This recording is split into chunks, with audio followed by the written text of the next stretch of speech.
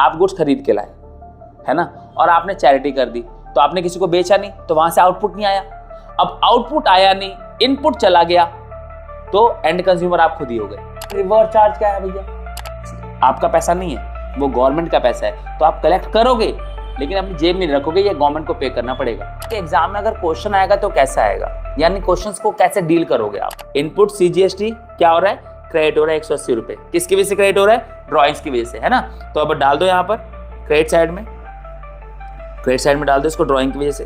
क्या हो जाएगा? By drawings.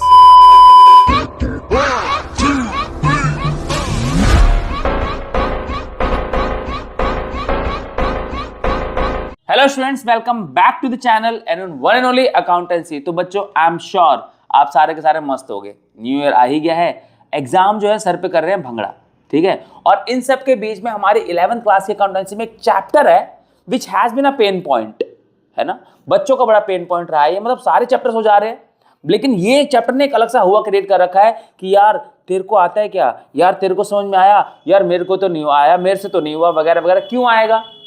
पता है क्यों नहीं आ रहा है? क्योंकि ना भागम भाग लगी हुई है, सब भाग दौड़ में लगे पड़े हैं कि बस जैसे भी करके सिलेबस कंप्लीट करा दे, ठीक है। सबसे पहले चैप्टर की बात करें, कौन चैप्टर की बात कर रहा हूं मैं? अभी तक तुम गेस कर चुके होगे, पहले तो थंबनेल पे देख के आ चुके होगे तुम, है ना। And the chapter is none other than GST, goods and services tax. बात समझ में आ रही है? चैप्टर बहुत ज्यादा इंपॉर्टेंट है, एग्जाम में इसमें से आएगा for sure, there is no doubt. बात समझ में आ रही है? तो अब कहने का मतलब क्या है ना कि अगर ये चैप्टर अभी तक तुम्हें समझ में नहीं आया, तो ये मेरी गारंटी है तुमको कि आफ्टर दिस वीडियो, ये वीडियो खत्म होने के बाद ना तुम्हें इस चैप्टर में कोई भी डाउट नहीं रहेगा, ठीक है। लेकिन उसके लिए ना एक कंडीशन है। कंडीशन पता है क्या है? कि तुम्हें थोड़ा सा टाइम इन्वेस्ट करना पड़ेगा। देखो, इसके बिना पॉसिबल नहीं है। अब मैंने देख रहा हूं मैं बच्चों को कि सर मैंने 2x में देख ली, सर मैंने 3x में देख ली, ठीक है, सर मेरी क्लास में बहुत जल्दी जल्दी में हो गया, तब भी समझ में नहीं। अरे भाई, जल्दी में कैसे समझ में आएगा? इतनी भागम भाग थोड़ी है। एक ऐसा टॉपिक जो कि बहुत इंपॉर्टेंट है और तुमने आज से पहले इसके बारे में सुना भी नहीं है, और तुम सोच रहे हो कि एकदम स्पीड अप करके मतलब ऐसे हो जाए कि मतलब दिमाग में घुस जाए। तो जितनी तेजी से दिमाग में घुस रहा है उतनी से बाहर भी निकल जा रहा है। सिंपल है, बहुत सिंपल सा फंडा है। टाइम तो इन्वेस्ट करना पड़ेगा, है ना। तो चलो बिना किसी देरी के आज हम स्टार्ट करते हैं और खत्म भी करते हैं अपना chapter goods and services tax, ठीक है। इंपॉर्टेंट है आपके टाइम इन्वेस्टमेंट, आपको थोड़ा सा टाइम इन्वेस्ट करना पड़ेगा। ये वीडियो आराम से देखो, तसल्ली से देखो। तो it's not about completing syllabus only, सिर्फ सिलेबस कंप्लीट करना है तो इंपॉर्टेंट नहीं है ना। इंपॉर्टेंट ये है कि आपको आना भी चाहिए। तो देखो, लर्निंग टेक्स टाइम, है ना। इस चैप्टर को तसल्ली से देखना, मेरी गारंटी है तुमको इस चैप्टर के एंड में तुम्हें कोई प्रॉब्लम नहीं रहेगी। ये चैप्टर तुम्हें, जब ये वीडियो खत्म होगी ना, ये चैप्टर तुम्हें पूरा का पूरा आता होगा, क्वेश्चंस करने में भी कोई दिक्कत नहीं आएगी। दिस इज फॉर श्योर, है ना। तो चलो बिना किसी देरी के शुरू करते हैं हमारा chapter goods and services tax. तो देखो चैप्टर क्या है बच्चों, नाम से अपने आपको डिफाइन करता है, गुड्स एंड सर्विसेज टैक्स। तो अगर मैं बात करूं टैक्स के बारे में, तो क्या समझते हो टैक्स का मतलब क्या है बच्चों? टैक्स को हिंदी में बोलते हैं कर। Tax is something that you पे एंड एक्सपेक्टिंग नथिंग इनडायरेक्टली। आप पे करते हो, लेकिन आप ये उम्मीद मत करना कि उसके बदले में डायरेक्टली आपको कुछ मिलेगा। इनडायरेक्टली मिलेगा, अनडाउटेडली मिलेगा। क्या?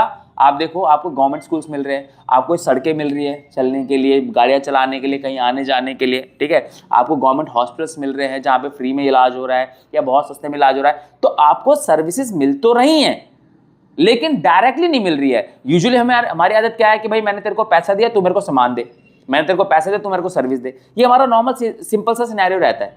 लेकिन अगर इस केस में मैं बात करूं ना, तो इस केस में ऐसा नहीं होता। टैक्स में ऐसा नहीं होता। टैक्स में आप पे तो करते हो, लेकिन आपको डायरेक्ट कुछ नहीं मिलता है।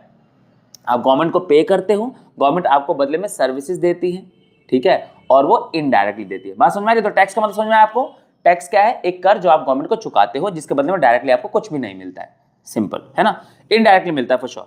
दूसरी बात आती है कि गुड्स एंड सर्विसेज टैक्स। अभी गुड्स वस्तुएं, सामान है, चीजें हैं। सर्विसेज जो आपको सर्विस प्रोवाइड हो रही है, टीचिंग की सर्विस हो गई, ठीक है, वकील की सर्विसेज हो गई, सीए की सर्विस हो गई, डॉक्टर की सर्विस हो गई, नाई की सर्विस हो गई, ये सर्विसेज हैं। अरे बात समझ में? गुड्स क्या है? जो भी आप सामान यूज कर रहे हो, ये फोन आप यूज कर रहे हो, जिसमें वीडियो देख रहे हो, ये गुड है। आई बात समझ में? और कुछ खाने पीने की चीज जो आप यूज करते हो डेली लाइफ में, शूज जो यूज कर रहे हो आप, कपड़े जो यूज कर रहे हो आप, ये सारे गुड्स हैं। बात समझ में आ रही है? तो गुड्स एंड सर्विसेज इन पर लगने वाला जो टैक्स है इसको बोला जाता है goods and services tax. Simple है ना। तो ये इसकी बातों की डेफिनेशन की। अब बात ये आती है कि गुड्स एंड सर्विस टैक्स नाम कहां से आया। ये नाम कहीं से आया नहीं, ये बहुत सारे अलग अलग टैक्सेस को ना, इनडायरेक्ट टैक्सेस है ना। पहले के टाइम पे क्या होता था कि 2017 से पहले ना बहुत सारे अराउंड 17-18 ना इनडायरेक्ट टैक्सेस हुआ करते थे। इनडायरेक्ट सर्विस टैक्स हो गया, सेल्स टैक्स हो गया, है ना, उसके बाद एक्साइज टैक्स हो गया, हमारा एक्साइज ड्यूटी हो गई हमारी, बहुत सारे अलग अलग टैक्सेस लगते थे। इन सारे टैक्सेस को मिलाकर उसमें होता क्या था कि भाई आप टैक्स दे रहे हो, फिर उसका वैल्यू एडिशन हुआ, हाँ वैट हुआ करता था, वैल्यू एडिशन हुआ, उस वैल्यू एडिशन पे फिर आप दोबारा टैक्स दे रहे हो, तो जो टैक्सेशन है ना वो 2-2, 3-3 बार हो जाता था, तो जिसमें टैक्स पेयर का बड़ा नुकसान था।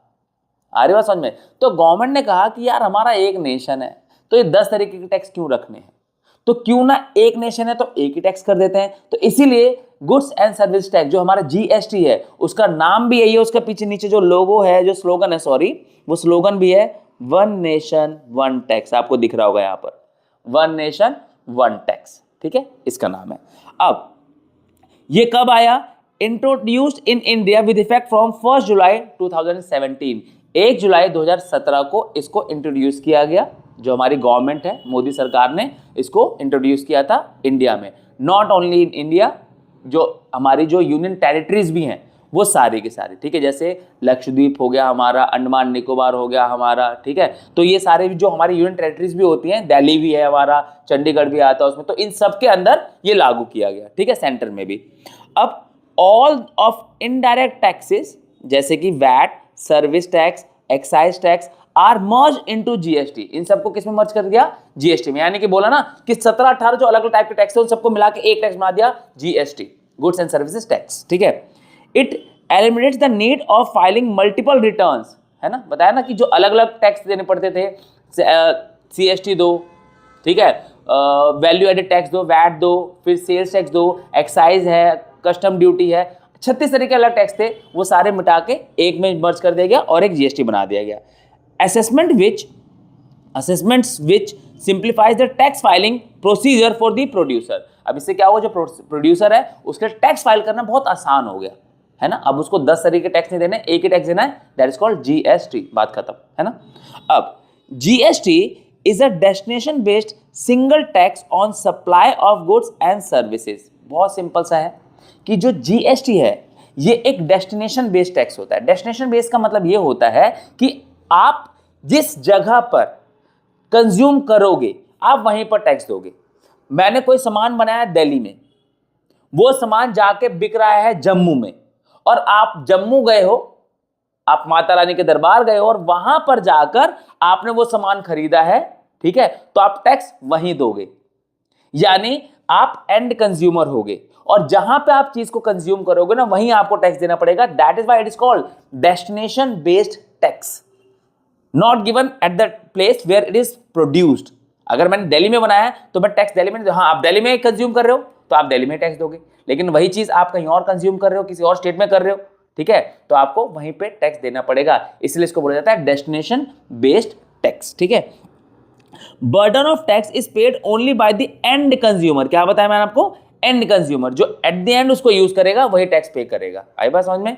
उसके बाद क्या है, देखो, all the middle man will get there input back, और जो मिडल मैन वगैरह हैं जो बीच में होते हैं उन सबको अपना इनपुट मिल जाएगा। इनपुट बीच मिडल मैन कैसे, जैसे मान लो कि बहुत सिंपल सा फंडा है कि आपने कोई सामान प्रोड्यूस किया, आपने किसी रिटेलर को बेचा और रिटेलर ने मुझे एज ए कंज्यूमर बेचा, तो मैंने जो टैक्स है वो किसको दिया, उस रिटेलर को, है ना, लेकिन वो बंदा भी पहले जो प्रोड्यूसर है उसको टैक्स दे चुका है।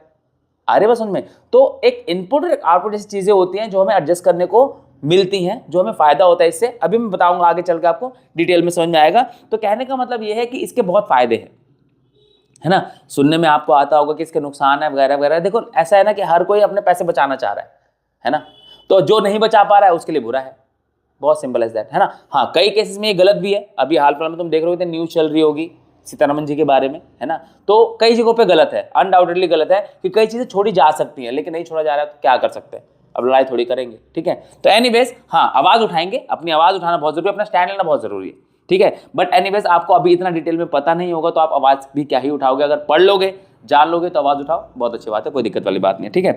अब जीएसटी के बारे में देखो क्या है, GST is the comprehensive indirect tax charge on sale of goods and services by the registered tax payer, है ना। जीएसटी क्या है, एक जो रजिस्टर्ड टैक्स पेयर है, जब वो अपनी कोई सेल करता है तो उसको सामने वाले कस्टमर से टैक्स मिलता है और वो टैक्स उसको पे करना पड़ता है गवर्नमेंट को, सिंपल एज दैट, है ना। रजिस्टर्ड टैक्स पेयर बोला गया यहाँ पे, यानी कि जो रजिस्टर्ड टैक्स पेयर है उसके लिए क्या इंपॉर्टेंट है, उसके बाद उसके बाद जीएसटी नंबर होता है, ठीक है। उसके पास जीएसटी नंबर होता है कि यानी कि अगर आप एक उद्योगपति हो, आप एक बिजनेसमैन हो, आप एक व्यापारी हो, तो आपको एक जीएसटी नंबर लेना होता है, ठीक है, तब आप जाके रजिस्टर्ड होते हो अंडर दिस एक्ट। बात समझ में आ रही है। तो अगर आप एक जीएसटी रजिस्टर्ड पर्सन हो, बिजनेस है आपका, तो आपको टैक्स पे करना पड़ेगा, जीएसटी पे करना पड़ेगा, है ना। There exist different rate of GST such as 0%, ठीक है। जीएसटी के कुछ अलग अलग रेट्स हैं, 0% है, 5% है, 12% है, 18% है, 28% है ना। तो 0% जो आपका है, ये आपका लगता है इसेंशियल्स पे, जो आपकी इसेंशियल गुड्स है बहुत, जिनके बिना काम नहीं चल सकता, ठीक है। 5% जो आपका लगता है रूटीन बेस की जो चीज़ें होती हैं, जो रेगुलर बेस पे यूज़ कर रहे हो आप, है ना, उस पर 5% लग जाता है। 12% आपका एक स्टैंडर्ड रेट है, नॉट येट डिसाइडेड कि किस पे लगेगा। 18% भी जो आपके यूज वाली चीज़ें हैं उन पे लगता है। 28% जो आपका ना, ये लग्जरी वाली चीज़ें हैं, लग्जरी, कि भैया इनके बिना तो पक्का काम चल सकता था और फिर भी तुम्हें चाहिए तो लाओ 28% टैक्स दो, आ रही बात समझ में। तो ये लग्जरीज पे लगता है। अब how ever it is not charge on petroleum and alcohol, ठीक है। तो क्या जीएसटी जो है ये इन दो चीज़ों पे नहीं लगता है, जो जीएसटी है हमारा ये इन दोनों पे नहीं लगता है, पेट्रोलियम पे नहीं लगता है, एल्कोहल पे नहीं लगता है। बाकी रेस्ट ऑफ द टैक्सेस जो लगते हैं, लेकिन उनके बारे में डीपली इतना आपको जानने की जरूरत नहीं है, ठीक है। जीएसटी अप्लाई नहीं होता, ये समझ लो आप बस। How almost all the 17 direct taxes are merge into one indirect tax, मतलब जो 17 अलग अलग, जैसे मैंने आपको स्टार्टिंग में बता दिया, अलग टैक्स को मिलाकर ये जीएसटी बना हुआ है, सिंपल एज दैट, है ना। यानी हमें बहुत सारे अलग टैक्स अप्लाई लगा देने की जरूरत नहीं है, बस एक लग जाता है। Next, it is a destination based value added tax, ये मैंने आपको बता ही दिया है कि डेस्टिनेशन बेस्ड इसको इसलिए कहा जाता है कि जहां पर भी ये यूज किया जाएगा, एंड कंज्यूमर जो भी होगा उसको ये पे करना पड़ेगा, सिंपल। आई बात समझ में, ठीक है। ये लिखा हुआ भी है, charge from the final consumer, ये हम कहां से चार्ज करते हैं, फाइनल कंज्यूमर से चार्ज करते हैं, ठीक है। प्रोड्यूसर से चार्ज नहीं किया जाता, यानी प्रोड्यूसर, ये सिनेरियो सारा अलग है, अभी आप नीचे नीचे जाओगे ना आपको चीजें और क्लियर होती चली जाएंगी, ठीक है। तो GST is charge by supplier each time the supply और सेल इज मेड, हर बार जो सप्लाई होती है, हर बार जो सेल होती है, तो जो जीएसटी है वो चार्ज किया जाता है, किससे, बायर से, ठीक है, किससे, बायर से चार्ज किया जाता है। कौन चार्ज करता है, सप्लायर, यानी कि सेलर, जो सेल कर रहा है वो चार्ज करेगा, किससे चार्ज करेगा, कंज्यूमर से, यानी कि जो खरीद रहा है। आई बात समझ में। It is charge on the sale value that is net value, ये इंपॉर्टेंट है, जब क्वेश्चन करने की बात आती है ना तो ये वाला पॉइंट बहुत इंपॉर्टेंट है। It is charge on sale value that is net value after all types of discounts, जितने भी डिस्काउंट्स वगैरह है सब कुछ देने के बाद, आप सिंपल से समझो ना कि जब आप टैक्स दोगे, आप डोमिनोज जाते होगे, आप पिज्जा हट जाते होगे, आप केएफसी जाते होगे, तो वहां पर जो आपको टैक्स मिलता है, देना पड़ता है, सॉरी, किस पे देना पड़ता है, बिलिंग अमाउंट पे। आपने एक बकेट खरीदा 799 का, तो आप बिलिंग अमाउंट को अगर देखोगे तो आपको 799 प्लस CGST नाम की एक चीज होती है 9% पे, फिर SGST नाम की एक चीज होती है 9% पे, है ना। तो ये बिलिंग अमाउंट और प्लस में 9% सबको मिला के एक टोटल अमाउंट आपको एज अ बिल पे करना पड़ता है। तो जो बिलिंग अमाउंट होता है ना, फाइनल अमाउंट जो होता है, जो आपको पे करना है, अब उस पर आपको जीएसटी देना पड़ता है, सिंपल। बात समझ में आ रही है। अब आप रिलेट कर पा रहे हो कि हाँ यार टैक्स तो देना पड़ता है, जब केएफसी में जाते हैं खाने के लिए, लेग पीस दबाते हैं जब हम जाके, तो टैक्स तो देना पड़ता है ना। जब पिज्जा ठूस रहे होते हैं हम, तो टैक्स तो देना पड़ता है, बिलिंग अमाउंट पे लिखा होता आता है वो, आई बात समझ में। तो वही जो आप नीचे देखते हो ना टैक्स, वही है, इसी की बात चल रही है यहाँ पर, है ना। अब आप देखोगे ना, अब आप जब जाओगे तो बिल वगैरह देखना, अब आप रिलेट कर पाओगे, चीज़ आपको बिल्कुल समझ में आएंगी कि हाँ एक्चुअली में ऐसा होता है, ठीक है। चलो अब क्या है, फीचर्स ऑफ जीएसटी क्या है, देखो। It applies on whole country, that is all state and union territories, ये सारी की सारी कंट्री में हमारे अप्लाई होता है, और जो हमारी यूनियन टेरिटरीज भी है, जैसे मैंने बताया लक्षद्वीप हो गया हमारा, अंडमान निकोबार हो गया हमारा, यहाँ इन सब जगहों पर भी अप्लाई होता है। It is destination based consumption tax, destination based tax होता है। There are 4 tax slab 5, 12, 18 and 20। Zero को कंसिडर हमने इसलिए नहीं किया क्योंकि वो टैक्स स्लैब में आया नहीं ना, वहां पर देना नहीं पड़ रहा ना, तो इसलिए हमने उसको हटा दिया। तो 5 हो गए हमारे, 5%, 12%, 18% और 28%। आई बात समझ में? ये हमारा बेसिक इंट्रोडक्शन था। अब थोड़ा सा हम और अंदर चलते हैं, इसके बारे में थोड़ा और डीपली जानते हैं इसको। जीएसटी जो है ना बच्चों, ये टोटल हमारे 3 टाइप के होते हैं। जीएसटी हमारे 3 टाइप के होते हैं। आई बात समझ में?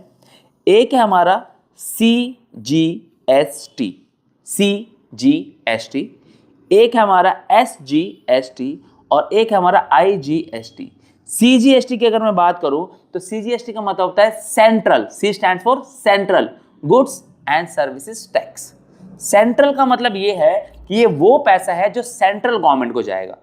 किसको जाएगा? सेंट्रल गवर्नमेंट को। यानी कि इररिस्पेक्टिव ऑफ दिस सामान आप कहां खरीद रहे हो, आप अपने स्टेट में खरीद रहे हो, आप किसी और स्टेट में खरीद रहे हो या कहीं भी खरीद रहे हो, आपको जो टैक्स देना पड़ेगा ना, जो आप दोगे, CGST जो आप दोगे, वो आप दोगे किसको? सेंट्रल गवर्नमेंट को। ऑल्दो किसी और स्टेट जब बेचने की बात आती है ना तो बात अलग हो जाती है, लेकिन अगर आपने CGST दिया है तो जो C है ना, ठीक है, ये C है सेंट्रल के लिए, यानी कि ये मोदी, ठीक है, ये मोदी जी की जो गवर्नमेंट है ना, ये उसको दोगे आप।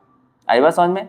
उसके बाद अगर मैं SGST की बात करूं तो SGST जो है हमारा, ये आप दोगे स्टेट गवर्नमेंट को। किसको दोगे? स्टेट गवर्नमेंट को। अगर तो आप दिल्ली में हो, मान लो आप दिल्ली से हो, जैसे मैं दिल्ली से हूं, तो अगर मैं SGST दूंगा, है ना, तो वो मैं दूंगा केजरीवाल को, ठीक है, केजरीवाल को मैं दूंगा SGST, है ना। और IGST जो होता है ये इंटीग्रेटेड होता है। इसका मतलब ये कि ये किसी स्टेट को नहीं जाता, ये पूरा का पूरा सेंट्रल को ही जाएगा, क्योंकि ये एक स्टेट की सेल है जो कि दूसरे स्टेट में हुई है, ठीक है। तो 3 टाइप के हमारे टैक्सेस हैं, एक है हमारा CGST, एक है हमारा SGST और एक है हमारा IGST, ठीक है। थोड़ा सा समझ लो इसको आप। CGST और SGST ये जो 2 होते हैं ना, ये दोनों के दोनों किसमें लग रहे हैं? Intra state sales. किसमें?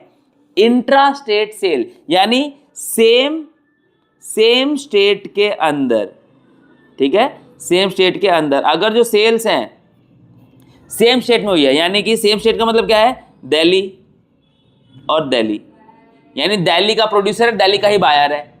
आई बात समझ में? हरियाणा, ठीक है। तो जैसे मान लो कि एक एग्जांपल यहां पर देख लो, अयोध्या टू मथुरा। अब अयोध्या कहां पर आता है? यूपी में। मथुरा कहां पर आता है? यूपी में। तो ये दोनों स्टेट कहां के हैं? यूपी के ही हैं, ठीक है, ये दोनों जगह कहां पे हैं? यूपी में ही है। तो इसी तरीके से अगर सेम स्टेट में सेल्स हो रही है, ठीक है, तो उसमें CGST और SGST ये 2 टैक्सेस देने पड़ते हैं। हर बार जो बिल बनेगा ना वो ऐसे बनेगा, जैसे 9% का आपका CGST बनेगा और 9% का आपका SGST बनेगा, ठीक है। या फिर अगर 12% है तो 6% होगा, अगर 5% है तो 2.5% होगा। तो अगर हमारा जो टैक्स है वो सेल्स जो है वो सेम स्टेट में हो रही है तो ये ध्यान रखना है। अगर एक स्टेट से दूसरे स्टेट में बात चली जाती है, यानी मान लो कि दिल्ली टू हरियाणा, ठीक है, अगर दिल्ली से हरियाणा के लिए सेल्स हो रही है, दिल्ली का कोई प्रोड्यूसर है जो कि अपना सामान बेच रहा है हरियाणा में, ठीक है, तो वहां पर जो GST की बात होगी वो बात होगी IGST की। किसकी होगी? IGST के बारे में बात होगी। बात समझ में आ रही है? तो यहां पर देखो, इंटरस्टेट सेल्स क्या है? Interstate sale. इंटरस्टेट किसको बोलते हैं? अगर आपको ऐसे समझ में नहीं आ रहा तो आपको इसको ऐसे समझो, इंटर, याद है, इंटरकास्ट मैरिज एक वर्ड है जो आपने सुना होगा। इंटरकास्ट मैरिज क्या है? जब 2 अलग अलग कास्ट में लोग शादी करते हैं। तो इंटर मतलब है अलग अलग और इंट्रा मतलब है सेम।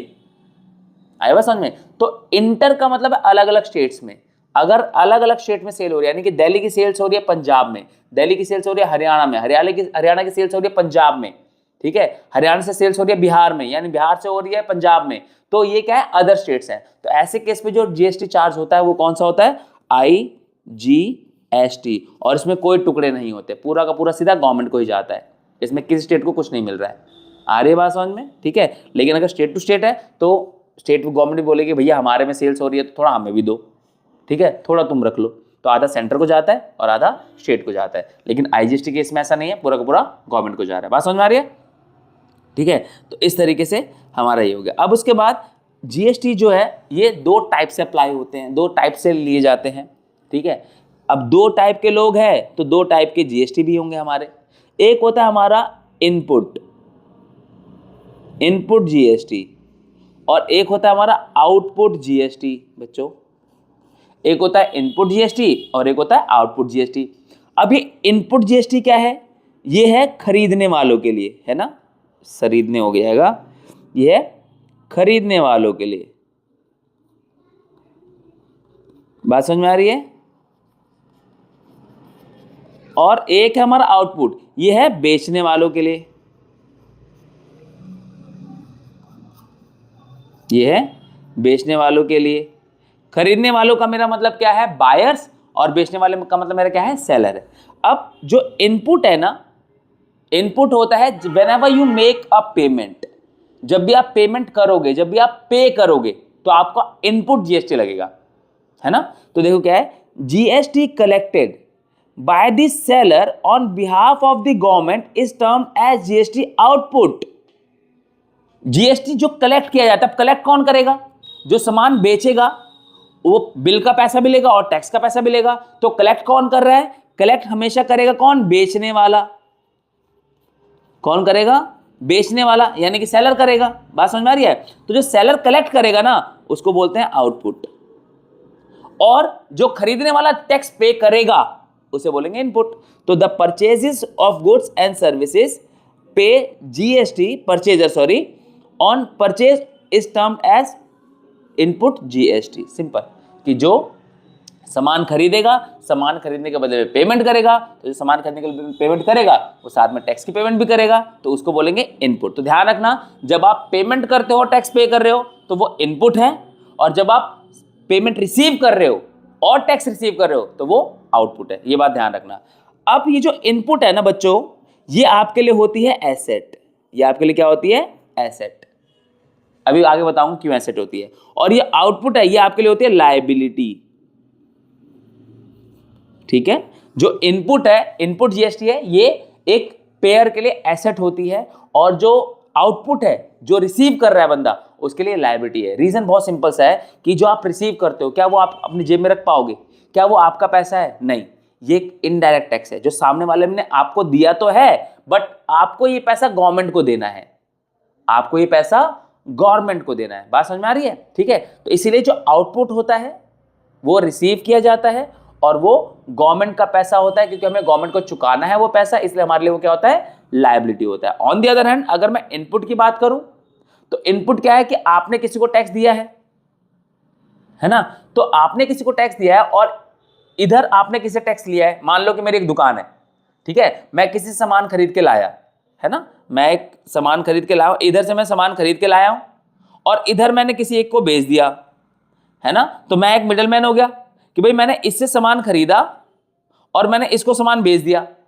तो जब मैंने सामान खरीदा होगा तब मैंने टैक्स दिया होगा, वहां मेरा इनपुट हुआ होगा, क्योंकि मैंने उसको पेमेंट करी है। और जब मैंने इस कस्टमर को अपना सामान बेचा है तो मैंने इससे टैक्स लिया होगा, तो यहां पे मेरे को होगा आउटपुट। और यहां पर मैंने उसको क्योंकि सामान खरीदा है उससे, तो मैंने इसको दिया होगा इनपुट। अब देखो, मान लेता हूं कि मैंने यहां पर 100 रुपए का टैक्स दिया और इससे मैंने 150 रुपए का टैक्स लिया, तो इन दोनों के बीच में गैप देख रहे हो 50 रुपए का, ये होता है जो आपको गवर्नमेंट को पे करना होता है। तो क्योंकि ये 150 रुपए में 100 रुपए मुझे एडजस्ट करने को मिल गए ना, मुझे अलाउड है, तो ये मेरा फायदा है। तो इनपुट जो होता है ना, इसलिए एसेट होता है क्योंकि आपने सुना होगा एक टर्म होती है फ्यूचर इकोनॉमिक बेनिफिट। एसेट की डेफिनेशन में ही आई है future economic, assets are the future economic benefit. Starting में स्टार्ट यहीं से होता है, assets are the future economic benefit. तो आपको फ्यूचर में इसका इकोनॉमिक बेनिफिट मिल रहा है, जो 100 आपने आगे दिए है ना, वो आपको एडजस्ट करने का मौका मिल रहा है कल को जब आप रिसीव करोगे किसी से। तो इसलिए इनपुट हमारे लिए क्या होता है? एसेट होता है, और आउटपुट हमारे लिए क्या होता है? लायबिलिटी होता है। ठीक है, तो ये हमारा इनपुट आउटपुट का फंडा हो गया।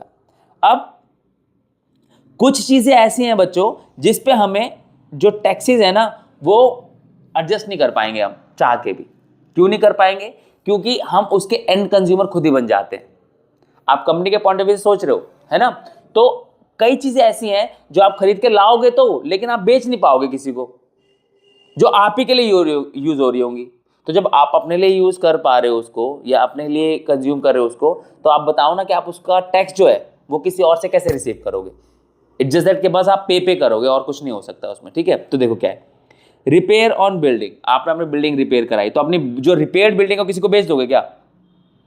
आपका काम नहीं है वो बेचने का ना बिल्डिंग। दूसरा, फूड एंड बेवरेजेस एक्सपेंसेस, आप खाना खरीद के लाए, कोल्ड ड्रिंक खरीद के लाए, आपने खा लिया पी लिया, बेचा थोड़ी ना उसको, तो एडजस्ट कहां से करोगे पैसा, है ना। तो ये क्या है, there are some GSTs can't be set off, जो मैंने अभी ऊपर बताया आपको कि आपने किसी को टैक्स दिया और किसी से टैक्स लिया, तो दोनों को एडजस्ट करके जो बैलेंस आया वो आपने गवर्नमेंट को दिया। लेकिन ये वो चीजें हैं जहां पर आप अपना टैक्स जो है ना, जीएसटी जिसको हम बोल रहे हैं, उसको सेट ऑफ नहीं कर पाओगे, ठीक है। आप इसको सेट ऑफ नहीं कर पाओगे, क्यों? क्योंकि आप खुद ही इसके एंड कंज्यूमर बन गए, सॉरी, आप उसके एंड कंज्यूमर खुद ही बन गए। आई बात समझ में? इसलिए आप इसको कहीं सेट ऑफ नहीं कर पाओगे। तो membership fee of the club हो गई, तो मेंबरशिप आप अपने लिए यूज कर रहे हो ना, तो आप उसको सेट ऑफ कैसे करोगे? फिर हेल्थ इंश्योरेंस, अपनी हेल्थ का इंश्योरेंस दे रहे हो, यहां पर आप इसको सेट ऑफ नहीं कर पाओगे। परचेज ऑफ व्हीकल है, आप इसको सेट ऑफ नहीं कर पाओगे। डोनेशन को आप सेट ऑफ नहीं कर पाओगे, ड्रॉइंग को आप सेट ऑफ नहीं कर पाओगे, क्योंकि आप खुद इसकी एंड कंज्यूमर हो, और अगर आप एंड कंज्यूमर हो तो आप कहां से सेट ऑफ करोगे? नहीं कर पाओगे, ठीक है। तो नेक्स्ट आता है रिवर्स चार्ज। अच्छा, अब ये एक अलग चीज है जो आपकी बुक में दे रखी है। रिवर्स चार्ज क्या है भैया? बड़ा सिंपल सा है। रिवर्स चार्ज कुछ ऐसा नहीं है रॉकेट साइंस जो आपको समझ में नहीं आनी चाहिए, बहुत इजीली समझ में आएगी, बहुत इजीली समझ में आएगी। सिंपल समझो आप, एक यहां पर आपको एक ना डिजाइनर दिख रही होगी कि लड़की है जो कि ना एक अपना डोमेस्टिक इंडस्ट्री, ठीक है, जिसको हम बोलते हैं एक घरेलू उद्योग कर रही है अपना। अपने घर में एक मशीन लगा रखी है, ठीक है, घर में एक छोटी सी बाहर शॉप खोल रखी है और वो चला रही है ना। महीने का मान लो 20-1 हज़ार रुपये कमाती है, कुछ ऐसा, ठीक है। और बढ़िया डिजाइन वगैरह, डिजाइन अच्छे बनाती है, लेकिन बहुत ज़्यादा इनकम नहीं है इसकी। एक दिन जूडियो वाला यहीं से गुजर रहा होता है, ठीक है, और इस लड़की को देखता है, डिजाइनर को देखता है कि यार क्या बढ़िया ड्रेसेस बना रखी है इसने यार, है ना। इससे बात करके देखते हैं कि अच्छा, ये जाता है इसके पास, इसको अप्रोच करता है कि तुम हमारे लिए ड्रेसेस बनाओगे क्या? वो कहेगी मेरे पास मशीनें ज़्यादा है नहीं, ठीक है, और मेरे पास जो वर्कर्स हैं वो भी इतने ज़्यादा नहीं है। तो कह रहा है वो सब हम अरेंज करा देंगे, उसकी टेंशन में तुम मत लो, तुम बस बताओ ड्रेसेस बनाओगे क्या? कहते हैं हाँ ठीक है बना दूंगा, मेरे को सब कुछ अवेलेबल होगा तो क्यों नहीं बना दूंगा। डिजाइन मेरे हैं, मेरे दिमाग में बहुत सारे डिजाइन है, मैंने बहुत सारे डिजाइन बना रखे हैं ऑलरेडी, ठीक है, मेरी कैटलॉग है बहुत धांसू सी, ठीक है भाई चलो इसके पास जाते हैं। इनके बीच में डील होती है कि ठीक है हम तुम्हें 1 करोड़ रुपए देंगे, तुम्हारे लिए इतनी ड्रेसेस बना दो, अग्री हो जाती है, ठीक है। लेकिन ये जो लड़की है जो कि महीने के सिर्फ 20,000 रुपए कमा रही थी, ये अभी तक रजिस्टर्ड नहीं होगी जीएसटी के लिए। क्यों नहीं रजिस्टर्ड होगी? क्योंकि ना कुछ लिमिट्स होती हैं। लिमिट्स क्या है कि अगर आप गुड्स सेल कर रहे हो तो आपकी एनुअल सेल जो है, साल की सेल कम से कम 40 लाख होनी चाहिए, और अगर आप सर्विसेज सेल कर रहे हो तो आपकी जो एनुअल सेल है वो कम से कम 20 लाख होनी चाहिए। अब ये लड़की महीने के 20,000 ही कमा रही है, तो ये 40 लाख की सेल कहां से करेगी, है ना। तो इसके पास जीएसटी नंबर अपना नहीं है, अरे बात समझ में, यानी ये रजिस्टर्ड नहीं है। तो अब ये जब पैसा इसको 1 करोड़ मिला, तो मान लो इस साल को एक बार को इसको 1 करोड़ मिल गए, क्या पता कल को इसको ये मिले ना मिले दोबारा, क्योंकि हर साल की डील तो नहीं हुई है, डील तो उस पर्टिकुलर साल की हुई है। अगले साल से फिर इसका ये इनकम हुई तो क्या इस 1 साल के लिए जीएसटी मिल जाएगा इसको? नहीं। तो उस केस में क्या होता है कि अर्निंग भले ही इसकी 1 करोड़ हुई है, इसके बिहाफ पे जो टैक्स है ना, ये टैक्स वो जूडियो ही भरेगी।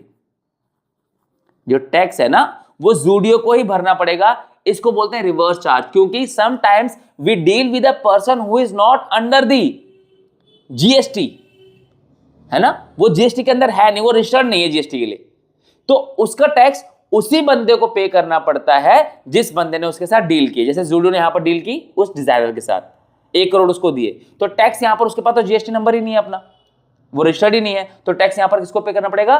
जूडियो को पे करना पड़ेगा। बात समझ में आ रही है? इसको बोलते हैं reverse charge. It is applied on the buyer itself, ये बायर पे ही अप्लाई हो जाता है। यूजुअली किस पे? Usually sorry, it is paid by buyer itself.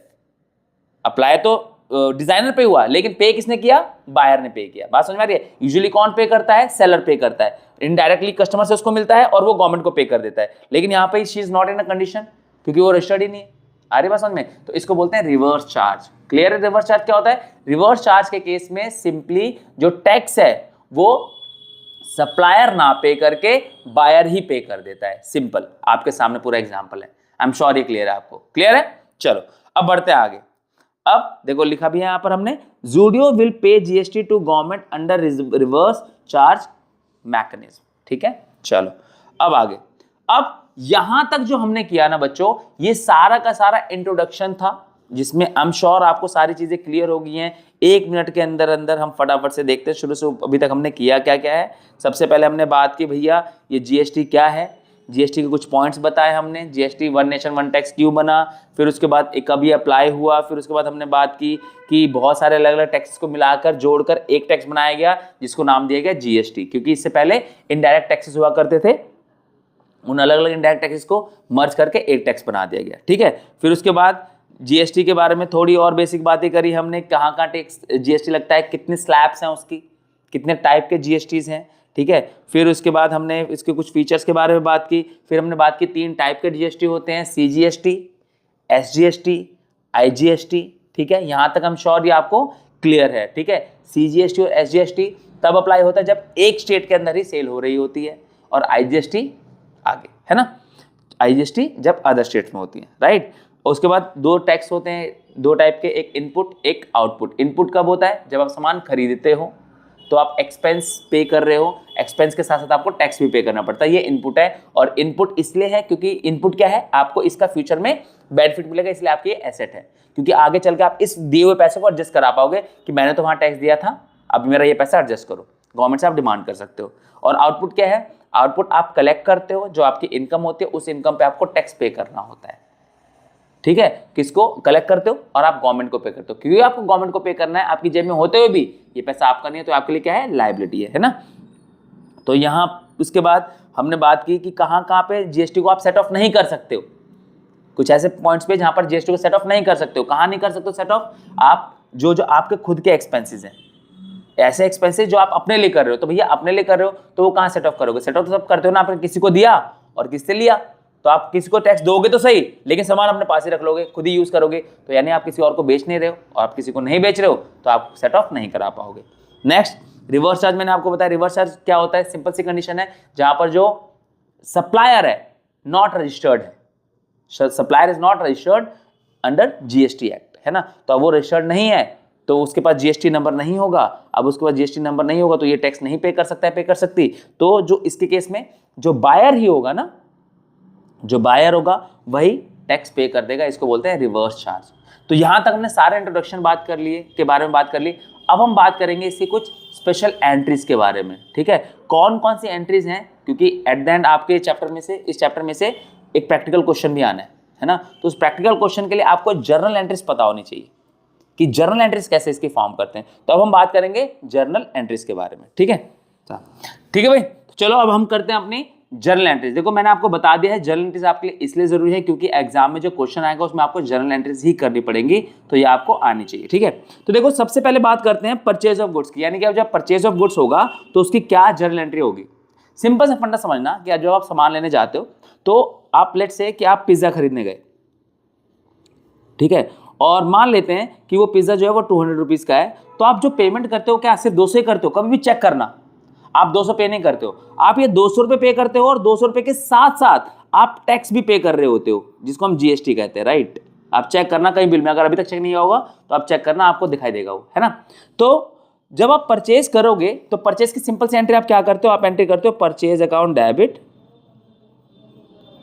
Purchase account debit to, या तो कैश में होगा, या तो बैंक में होगा, या फिर क्रेडिटर्स अकाउंट होगा, है ना। इन तीनों में से कोई एक चीज होती है ना। तो क्या जो दुकानदार है आपका, ये जो सेलर है आपका, क्या आपसे वो 10,000 रुपए ही लेगा? जी बिल्कुल नहीं, वो आपसे लेगा 10,000 रुपए प्लस में आपसे लेगा CGST प्लस आपसे लेगा SGST, मान लेता हूं 9% दोनों, ठीक है। तो 10,000 का 9% 900 रुपए और फिर 900 रुपए, है ना। तो फाइनल पेमेंट जो आपको करनी पड़ेगी वो 10,000 प्लस 900 प्लस 900 यानी 11,800 रुपये, है ना। तो आपकी पेमेंट होगी बैंक से या कैश में या फिर क्रेडिटर का जो आपका बनेगा वो बनेगा 11,800 रुपये का, ये डिफरेंस आ जाएगा आपका, है ना। तो अब ये जो डिफरेंस आपका है वो किस चीज का है, वो है इनपुट, ठीक है, इनपुट CGST, इनपुट SGST, कितना 900 और 900, और ये आपकी जर्नल एंट्री हो गई, जर्नल एंट्री ऑफ परचेज, ठीक है। नरेशन यहाँ पे लिख देना, being purchase goods and GST paid, खत्म। आई बात समझ में। इसके बाद अगर यही चीज एसेट के लिए हो तो कुछ भी अलग नहीं होने वाला है, सेम वही चीज है। पहले आपने गुड्स परचेज की तो गुड्स के लिए परचेज अकाउंट डेबिट होता है, और जब कोई एसेट परचेज करते हैं तो एसेट अकाउंट ही डेबिट होता है। तो इसकी जर्नल एंट्री क्या बनेगी, परचेज ऑफ एसेट है, let's say purchase of machinery from Prema for rupees 50,000, कितने की 50,000 की, तो एंट्री क्या बनेगी, एसेट अकाउंट डेबिट, क्या खरीदा हमने, मशीनरी, तो क्या हो गई मशीनरी अकाउंट डेबिट। अब इसकी जगह फर्नीचर होगा तो फर्नीचर हो जाएगा, या जो भी एसेट होगी एसेट का नाम आ जाएगा। टू सेम चीज, टू या तो कैश में या फिर बैंक में या फिर आपका क्रेडिटर अकाउंट बन जाएगा वहां पर, है ना। तो कितने का, मशीनरी आपकी थी 50,000 की, या आपकी हो गई 50,000 की, नहीं, क्यों, क्योंकि इसमें टैक्स इन्वॉल्व होगा, है ना। तो टैक्स कितना होगा, इनपुट CGST, इनपुट SGST। आई बात समझ में। कितना 9% की बात चल रही थी, तो ये कितना हो जाएगा 9, अगर इसका 9% निकालता हूं मैं तो 50,000 का 10% 5,000 होगा, तो 9 कितना हो जाएगा 4500 हो जाएगा, 4500 ये हो गया और 4500 ही ये हो गया। आई बात समझ में। तो जो फाइनल पेमेंट करनी पड़ेगी वो कितनी करनी पड़ेगी, 5 और ये 9, 59,000 रुपीज हमें पे करना पड़ेगा फाइनल अमाउंट मशीनरी का। आई बात समझ में। तो इनपुट देख रहे हो, इनपुट CGST और SGST, अगर मान लो ये तब है जब ये एक स्टेट में हो रहा होगा, मान लो कि ये जो सेल है वो एक स्टेट से दूसरे स्टेट में हो रही होती, तो इन दोनों को हटाकर एक आ जाता IGST, सिंपल, और सीधा 18% @ 18%, सीधा। बात समझ में आ रही है। तो अब क्योंकि ये जो सेल्स है वो एक ही स्टेट में चल रही है, एक ही स्टेट की बात चल रही है, लेट्स से दिल्ली में, है ना, तो ये हमारा दो अलग अलग लग रहे हैं, CGST लग रहा है और SGST लग रहा है। अगर यही इसकी जगह दिल्ली से, या फिर आपने देखा होगा बहुत सारी गाड़ियों पे हरियाणा नंबर होता है, क्यों होता है हरियाणा नंबर, क्योंकि वो हरियाणा के शोरूम से खरीद के लाए, क्यों लाए, थोड़ा टैक्स वैक्स बच जाता है ना। तो उस केस में क्या होता है, उसमें IGST लगता है, सिर्फ क्या लगता है, IGST, ये बात ध्यान रखना। देखा है ना हमने, दिल्ली की सड़कों पे देखी होगी जितनी भी मोस्टली महंगी गाड़ियां आपको HR के नंबर की मिलेगी। क्यों मिलेगी HR नंबर की, क्योंकि वहां पे टैक्स थोड़ा बच जाता है हमारा। बात समझ में आ रही है। तो अगर सेम स्टेट में हो रही है सेल तो CGST SGST, और अगर एक स्टेट से दूसरे स्टेट में हो रही है यानी इंटर स्टेट हो रही है तो वहां पर IGST ही अप्लाई होगा, ध्यान रखना, ठीक है। यहां पर मेंशन किया हुआ है CGST and SGST levied 9% each on intrastate transactions and 18% IGST on interstate sales, ध्यान रखना, भूलना मत ये, क्योंकि यही इंपॉर्टेंट है। अब हमने बात कर ली परचेज की, अब हम बात करेंगे सेल की, क्योंकि सेल करेंगे तो भी एंट्री होगी। जितने भी पॉसिबल एंट्रीज है ना वो सारी मैं आपको करा दूंगा, तो आपको क्वेश्चन करने में रत्ती भर दिक्कत नहीं आएगी, for sure, this is my guarantee to you. बस समझ के करना, और जब भी ये कर रहे हो ना इसके बाद फटाफट करके खुद से भी देख लेना, चीजें क्लियर हो जाएंगी तुमको। तो क्या होगा, देखो, goods sold for 20,000 to Ranveer of Mumbai, ठीक है भाई।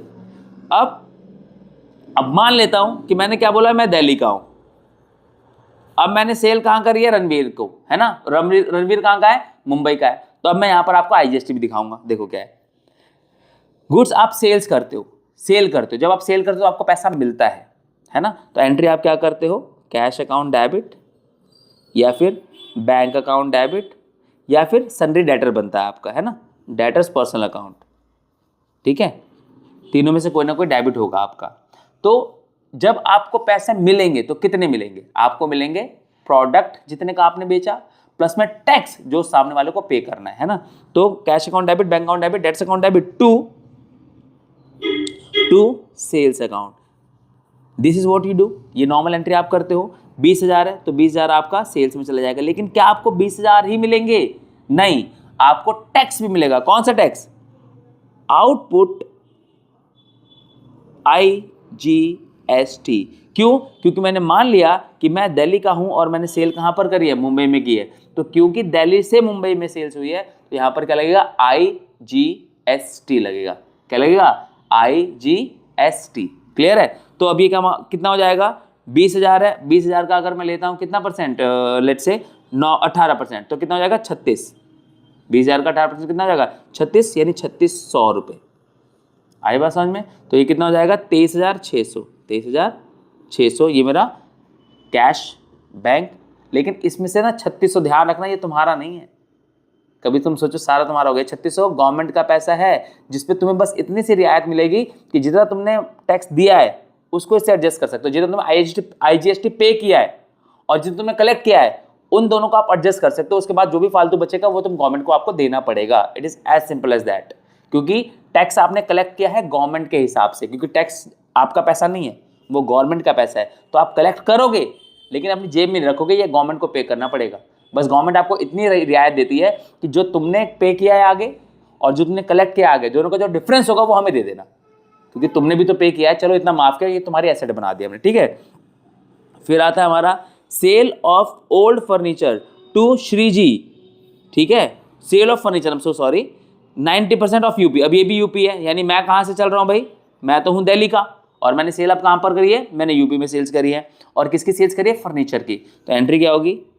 कैश अकाउंट डेबिट, या फिर बैंक अकाउंट डेबिट, ठीक है, या फिर डेटर्स पर्सनल अकाउंट। आई बात समझ में? टू क्या करूंगा? फर्नीचर। टू क्या करूंगा मैं? फर्नीचर, है ना? क्योंकि अगर गुड्स होते तो सेल्स करता, लेकिन हम यहाँ पर गुड्स तो नहीं है, फर्नीचर है, और फर्नीचर का तो खुद का अपना अकाउंट है। To furniture account. और टू सिर्फ वही पैसा नहीं मिलेगा फर्नीचर का, साथ के साथ मुझे टैक्स का भी पैसा मिलेगा। To IGST। To IGST। आई बात समझ में? तो अब ये कितना? 90,000। ठीक है, 90,000 और 90,000 का कितना? 90,000 का 9%, 18% ले लेता हूँ। चलो 18 IGST है ना मेरा, 18%, 18/100 अगर मैं निकालता हूँ यहाँ से तो कितना आ जाएगा मेरा? 1 2 और 72 का 2 हो गया, सॉरी हमारा 9 8 72 का 2, ठीक है, 7 लग गया, 9 एकम 9 7 16, 16,200 रुपये मेरे टैक्स के लग गए, है ना? तो फर्नीचर हो गया 90,000 का और IGST लग गया 16,200 रुपये का, 16,200 रुपये का। ठीक है, और कैश और बैंक से मेरा कितना हो गया? 90 10 1,06,200 रुपये। आई बात समझ में? ये मेरी सेल्स की एंट्री हो गई। क्लियर है यहाँ तक? सेल ऑफ फर्नीचर की। तो मैंने आपको IGST भी दिखा दिया, मैंने आपको CGST भी दिखा दिया, SGST भी दिखा दिया। तो किस तरीके से ट्रीट होते हैं? अगर सेम स्टेट में हो रहा है, सेम क्लियर है आपको, और अगर अदर स्टेट में हो रहा है तो भी क्लियर है आपको। अब इसके बाद आती है बात एक्सपेंस की। अब एक्सपेंस का क्या फंडा रहता है कि जब कोई आप एक्सपेंस करते हो, तो जैसे आप रेंट दे रहे हो, तो रेंट भी रेंट भर नहीं देना होता, आपको रेंट भी देना होता है, साथ में GST भी पे करना होता है ना? तो क्या होगा? जैसे paid rent for 20,000, paid rent for 20,000, तो उस केस में क्या होगा कि rent account debit, rent account debit to cash या बैंक करोगे आप, rent account debit to cash या फिर बैंक अकाउंट, इन दोनों में से कुछ एक करोगे आप, है ना? लेकिन टू आपको टैक्स भी देना पड़ेगा। टैक्स जो रेंट है आपका वो आप सेम स्टेट, यूजुअली हम सेम स्टेट में दे रहे होते हैं क्योंकि सेम स्टेट में रह रहे होते हैं। तो to input CGST, to input SGST। ठीक है, आई बात समझ में? क्लियर है? कितना? 20,000 है, 20,000 आपका रेंट है, लेकिन उस पर आपको GST पे करना पड़ रहा है, लेट से 8-9%। तो 20,000 का 9% कितना हो गया? 1,800, 1,800 का CGST और 1,800 का SGST। ठीक है, तो ये कितना हो गया दोनों मिला के? 23,800 रुपये। कितना हो गया? 23,800 रुपये। क्लियर है यहाँ तक? सॉर्टेड है, बिल्कुल सही चल रहा है, मस्त एकदम। देखो, एक तो तुम्हें मुश्किल अब इसलिए भी नहीं लग रहा होगा क्योंकि जर्नल एंट्री तुम्हें बहुत अच्छे से आती होगी। अब जर्नल एंट्री में एक चीज एडिशन हो गई है, और कुछ खास हुआ नहीं है ऐसा। बस इतना ध्यान रखना, अगर सिंपली आपको बताओ कि जो टैक्स है, जीएसटी है, वो परचेज के साथ चलता है ना। जहां जहां आपने परचेज देखा होगा परचेज डेबिट हो रहा है तो वो भी डेबिट हो रहा है। आ रही बात समझ में, क्योंकि आपको परचेज का पैसा देना पड़ रहा है और टैक्स का पैसा देना पड़ रहा है। आई बात समझ में। और जब सेल्स क्रेडिट हो रही है तो आपको सेल्स का पैसा और आउटपुट का पैसा ये दोनों साथ में, यानी उस प्रोडक्ट की वैल्यू के साथ चलता है। जहां पे प्रोडक्ट की वैल्यू है या सर्विस की वैल्यू है उसके साथ डेबिट होगा और उसके साथ ही क्रेडिट होगा। Simple as that. आ रही बात समझ में। नेक्स्ट हमारा होता है परचेज रिटर्न। अच्छा देखो, परचेज तो ठीक था कि भाई परचेज कर रहे हैं और उस परचेज पे हम टैक्स दे रहे हैं, समझ में आता है। अब बात परचेज रिटर्न की है कि यानी जो सामान में परचेज किया था हमने, ठीक है, अब हम रिटर्न कर रहे हैं।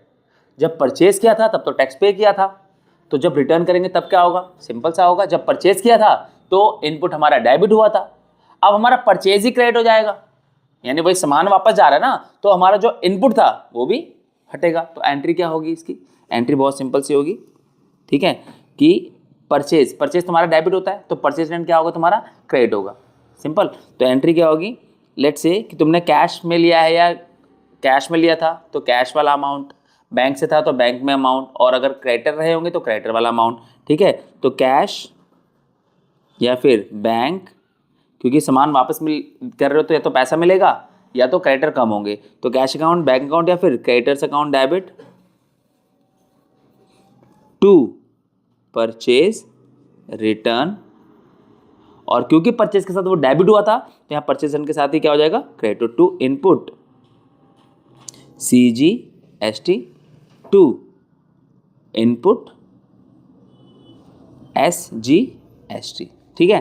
कितना, जो भी अमाउंट रहा आपका, जैसे 2000 रुपये है ना, तो 2000 आपका यहाँ पर, और 2000 परचेज रिटर्न की वैल्यू है और 9% के हिसाब से था टैक्स, कितना 9, तो 2000 का 10% कितना हो गया 20, है ना। 2000 का 200 और 200 के 9 करता हूँ तो 180 हो गया और 180 ये हो गया, 360 हो गया, है ना। तो अब ये कितना हो गया 2360 रुपये, ठीक है, 2360 रुपये, ठीक है। यही आएगा ना, हाँ यही आएगा, चेक कर लेना फिर भी एक बार, लेकिन यही आएगा, ठीक है, टेंशन मत लो। क्लियर है। तो यहाँ पर हमारे ये परचेज रिटर्न की एंट्री भी हो गई है। क्लियर है यहाँ तक। चलो अब बात करते हैं सेल्स रिटर्न की। जैसे परचेज रिटर्न हुआ उसका उल्टा करेंगे तो सेल्स रिटर्न बन जाएगा। सिंपल फंडा है, देखो क्या है। अब पर सेल्स रिटर्न हमारे कितने हैं 10,000, 10,000 के हमारे जो सेल्स किए थे हमने वो अब रिटर्न हो गए। तो जब हमने सेल्स किए थे, जब हमने सेल्स की थी अपनी, तो हमें क्या हुआ था, हमें पैसा आया था जिसके साथ टैक्स भी आया था। अब हम हमारा सेल्स किया हुआ सामान रिटर्न आ गया तो हमें उनका पैसा वापस लौटाना पड़ेगा। जब पैसा आया था तो टैक्स के साथ आया था तो टैक्स वाला पैसा भी उनको देना पड़ेगा, जितना उन्होंने दिया सारा उनको वापस करोगे। आ रही बात समझ में। तो एंट्री क्या होगी, सेल्स रिटर्न की बात चल रही है यहाँ पर, तो क्या होगा, सेल्स हमारी डेबिट होती है, क्रेडिट होती है। अब सेल्स रिटर्न क्या होगा, क्रेडिट होगा। तो सेल्स रिटर्न अकाउंट डेबिट, और क्योंकि सेल्स रिटर्न अकाउंट हमारा डेबिट हो रहा है तो सेल्स के साथ ही वो आउटपुट चला था, तो यहाँ सेल्स रिटर्न के साथ ही चलेगा आउटपुट आउटपुट CGST और आउटपुट SGST, ठीक है, टू। अच्छा लेकिन एक चीज़ और छोटी सी है यहाँ पर ध्यान देने वाली, थोड़ा सा जो मैं थोड़ा सा मिस कर गया, कि जो रणवीर था ना मुंबई वाला था, रणवीर कौन था, मुंबई वाला। तो क्योंकि रणवीर मुंबई वाला था तो इससे हमने IGST चार्ज किया था, इससे हमने IGST लिया था, तो यहाँ पर एडजस्ट भी IGST होगा। तो सेल्स रिटर्न अकाउंट डेबिट, ये बात ध्यान रखना, बहुत छोटी छोटी बात है लेकिन बहुत इंपॉर्टेंट है ये, है ना। तो जब ये देखो कौन है, रणवीर ऑफ मुंबई, तो हम दिल्ली वाले हैं, तो हमने IGST चार्ज किया था उस टाइम पे, तो एडजस्ट भी IGST होगा। तो sales return account debit to sales return account debit output IGST account debit to, cash में था तो कैश में, बैंक में था तो बैंक में, ठीक है। तो टू कैश अकाउंट या फिर बैंक अकाउंट या फिर रणवीर इटसेल्फ। आई बात समझ में। तो कितना सेल्स रिटर्न, कितना 1 लाख की बात है, तो 10,000 सॉरी, तो 10,000 हमारा सेल्स रिटर्न की वैल्यू हुई, 18% इस पे टैक्स था, तो 10,000 का 18% कितना हो गया 1800, और ये कितना हो जाएगा 11,800, ठीक है। ये आपकी एंट्री बन जाएगी अगर सेल्स रिटर्न होता है तो, GST के केस में। आई बात समझ में। इसके बाद बात आती है एबनॉर्मल लॉस की। बच्चों जब एबनॉर्मल लॉस होता है ना ठीक है। तो जब एबनॉर्मल लॉस होता है तो एबनॉर्मल लॉस के केस में क्या रहता है, बहुत सिंपल सा है कि वहां पर ना आप अब सेट ऑफ नहीं करवा पाओगे। कैसे सेट ऑफ करवाओगे? गुड्स तो जल गए या गुड्स तो चोरी हो गए, तो अब आपके पास सेट ऑफ कराने के लिए अमाउंट है कहां?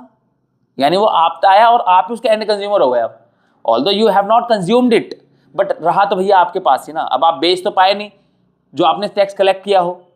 आ रही बात समझ में? तो उस केस में क्या है, जैसे कि मैंने आपको बताया कि जो परचेज है जब डेबिट हुआ था तो परचेज के साथ इनपुट भी डेबिट हुआ था। अब यहां पर क्या है, जब गुड्स जलते हैं तो याद करो क्या होता है, परचेज अकाउंट क्रेडिट होता है। जर्नल एंट्री वाले चैप्टर से याद करो। और मैंने आपको बताया है कि इनपुट परचेज के साथ चलता है और आउटपुट सेल्स के साथ चलता है। सिंपल। तो क्या करेंगे यहां पर, goods costing 5000 destroyed by fire. तो goods costing 5000 destroyed by fire के केस में क्या होगा, गुड्स हमारे 5000 के जल गए। अच्छा ठीक है भाई, जल गए तो कोई ऐसी दिक्कत वाली बात नहीं है, सेटअप तो करना पड़ेगा। क्या कर सकते हैं वो देखते हैं जरा। तो क्या होगा, loss by fire account debit to purchase account, right. ये एंट्री करते हो तुम, loss by fire account debit to purchase account, ये नॉर्मल एंट्री करते हो। अब परचेज के साथ ही इनपुट वहां पर डेबिट हुआ था तो परचेज यहां क्रेडिट होगा तो इनपुट यहां पर क्रेडिट होगा, उसके साथ ही चलता है ना। क्योंकि जो गुड्स जले थे, जहां के गुड्स जो जल गए उसमें टैक्स वाली बात भी तो थी। जब आपने परचेज किया तो टैक्स भी तो पे किया था 5000 की वैल्यूएशन पे। 5000 के गुड्स थे, उस पर टैक्स भी तो दिया होगा 18% 9% करके। आ रही बात समझ में? तो वही टैक्स भी तो यहाँ पर अब रिकॉर्ड होगा ना। तो क्या होगा, लॉस परचेज, हमारा परचेज वैल्यू 5000 की थी और 18 पंजे 90, ठीक है। तो to C G S T to SGST कितना, 18 900 तो 450 ये हो जाएगा और 450 ये हो जाएगा और ये हो जाएगा 5900 रुपये। आई बात समझ में? ठीक है। तो ये तो ध्यान रखना, बहुत सिंपल सा फंडा रहता है कि परचेज के साथ चल रहे हैं दोनों और सेल्स के साथ चल रहे हैं दोनों। जब वो डेबिट हो रहे हैं तो ये भी डेबिट हो रहे हैं, जब ये क्रेडिट हो रहे हैं तो ये भी क्रेडिट हो रहे हैं। सिंपल एज दैट, है ना। तो जर्नल एंट्री वाला चैप्टर अगर तुम्हें अच्छे से आता है तो ये चैप्टर तुम्हें दिक्कत दे ही नहीं सकता चाह के भी। बस जो बेसिक बातें थी वो मैंने बिल्कुल क्लियर कर दी है, उसमें तो कोई डाउट का चांस ही नहीं है। जर्नल एंट्री साथ में करके दिखा रहा हूँ तो क्वेश्चन अब कैसा भी आ जाए, और वैसे भी सिंपल बताऊँ तुम्हें, बहुत ज़्यादा सुपर फास्ट क्वेश्चन नहीं आने वाला, सिंपल सा क्वेश्चन आएगा। तो टॉपिक पहली बार है, बहुत ज़्यादा डिटेल में डीपली तुमसे नहीं पूछा जाएगा। जैसे जर्नल एंट्री हम कर रहे हैं ना, इसी लेवल का क्वेश्चन आएगा फॉर श्योर, ये बात पक्की है ना। तो ध्यान रखो आप। नेक्स्ट हमारा गुड्स गिवन एज चैरिटी। अब गुड्स गिवन एज चैरिटी, आप गुड्स खरीद के लाए, है ना, और आपने चैरिटी कर दी, तो आपने किसी को बेचा नहीं तो वहां से आउटपुट नहीं आया। अब आउटपुट आया नहीं, इनपुट चला गया, तो एंड कंज्यूमर आप खुद ही हो गए। आई बात समझ में? चैरिटी कर रहे हो ना, तो याद करो चैरिटी की एंट्री क्या करते हो। चैरिटी की एंट्री होती है हमारी charity account debit to purchase account, यही होती है ना entry, charity account debit to purchase account debit. क्यों? क्योंकि गुड्स आप खरीद के लाए थे, आपने कंपनी में वो परचेज अकाउंट में दिखाए, लेकिन करी आपने उसकी चैरिटी है। तो जब आपने उसकी चैरिटी कर दी, है ना, तो परचेज में क्यों दिखाया भाई? कमा रहे हो पुण्य और दिखा रहे हो परचेज, गलत बात है ना। तो एंट्री ये होती है। तो परचेज क्रेडिट हो रहा है, परचेज जब आपने किया होगा तो उसमें टैक्स का पैसा भी दिया होगा, GST भी दिया होगा, उसको भी क्रेडिट करो। तो टू क्या होगा, लेट्स से जो परचेज टू CGST, ठीक है, इनपुट लिखना भूल गया मैं, to input CGST to input SGST। कितना, 10,000 की चैरिटी थी तो परचेज वैल्यू 10,000 थी, लेकिन 9 9 18, है ना। तो 18% ये हो गया 900 और 900, तो क्या हो जाएगा 11,800 रुपये हमारे जो है वो इसमें आ जाएंगे। आई बात समझ में? क्लियर है यहाँ तक? कोई दिक्कत परेशानी नहीं। अब बात आती है किसकी, ड्राइंग्स की। देखो ड्राइंग्स भी तुम जानते हो, सारी एंट्रीज कनेक्टेड नहीं लग रही। ये भी तुमने पहले किया था, ड्राइंग भी पहले किया हुआ है तुमने, लॉस बाय फायर भी तुमने पहले किया हुआ है ना, और चैरिटी भी तुमने किया, तो सारे जनरल एंट्रीज में थी। तो हुआ क्या है, बहुत सिंपल सा एक एड ऑन कर दिया इन्होंने, है ना, कि भाई इसमें GST और कर लो तुम, तो कुछ भी मुश्किल नहीं है इसमें, इट इज सो सिंपल, है ना। तो अब देखो ड्राइंग के केस में क्या होता है कि भाई अब कंपनी में बहुत सारे सामान आता है ना, बहुत सारी चीजें आती हैं। अब जो गुड्स आते हैं ना कंपनी में, वो गुड्स आते हैं गुड्स वैल्यू प्लस में GST के साथ, राइट। अब जो ये प्रोप्राइटर है, ये कंपनी का मालिक है, ये कहता है कि यार एक काम करता हूं, ठीक है, कि ये सामान ना मैं घर लेके चला जाता हूं। अब जब वो घर लेके चला जाएगा तो कंपनी तो उसी की है ना। अब क्योंकि कंपनी उसी की है और कंपनी के मालिक ने यूज किया है, तो अल्टीमेटली ये कह सकता हूं कि जो एंड कंज्यूमर है, एंड कंज्यूमर कंपनी खुद ही हो गई, कि कंपनी के मालिक ने यूज किया है ना। तो अब क्योंकि कंपनी एंड कंज्यूमर हो गई तो कंपनी वो सामान तो बेच नहीं पाई तो आउटपुट नहीं आया तो इनपुट तो लेकिन चला गया, तो एडजस्ट करने के लिए कुछ बचा ही नहीं। तो जब आप अपने खुद उस सामान के एंड कंज्यूमर होते हो, जब आप सामान के एंड कंज्यूमर होते हो तो आपको आउटपुट नहीं मिलता है, तो आपको एडजस्ट नहीं करना पड़ेगा, नहीं कर सकते आप, सॉरी, अब आप एडजस्ट नहीं कर सकते, सेट ऑफ नहीं कर पाओगे, है ना। तो उस केस में क्या होगा, ये देखो क्या करेंगे, drawings account debit to purchase account, ये ड्राइंग की एंट्री है नॉर्मल, और इसमें to input CGST to input SGST। आई बात समझ में, ये आपकी एंट्री होगी, कोई डाउट इसमें, ये आपकी परचेज की एंट्री भी होगी। तो अब यहां तक तो हमने बात कर ली कि भाई जितने भी हमारी एंट्रीज वगैरह थी वो हमने बेसिक्स के बारे में बात कर ली। अब हम बात करेंगे एग्जाम में अगर क्वेश्चन आएगा तो कैसा आएगा, यानी क्वेश्चंस को कैसे डील करोगे आप, है ना। ऊपर हमने टॉपिक बाय स्टेप सारी एंट्री समझ ली कि भाई जब परचेज ऑफ गुड्स होता है तो क्या होता है, एसेट्स होता है तो क्या होता है, ड्राइंग क्या होती है, एक्सपेंस क्या होते हैं, सेल में क्या करना है, सेल ऑफ एसेट पे क्या करना है, everything that we need to know in terms of basics, वो हमने अभी तक समझ लिया। अब हमें जो बात करनी है ना वो भी बहुत इंपॉर्टेंट है, और वो बात पता है किसके बारे में, वो बात है क्वेश्चंस कैसे डील करोगे आप।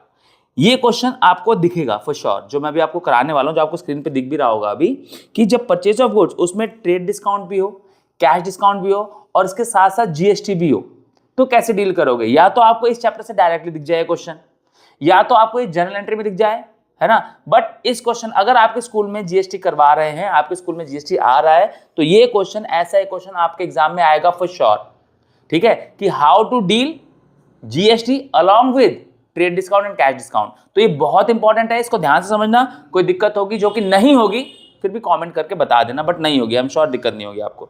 देखो क्या है कि क्वेश्चन है कि purchase goods from extreme fitness of Haryana. तो सबसे पहले तो आप ये समझो कि हरियाणा है ना। तो ये कौन सी सेल हुई, ये सेल हुई, ये परचेज कौन सी हुई आपकी, ये परचेज हुई इंटर-स्टेट परचेज, क्योंकि आप स्टार्टिंग से मैं बात कर रहा हूं, आप कहां के हो, आप दिल्ली के हो, है ना।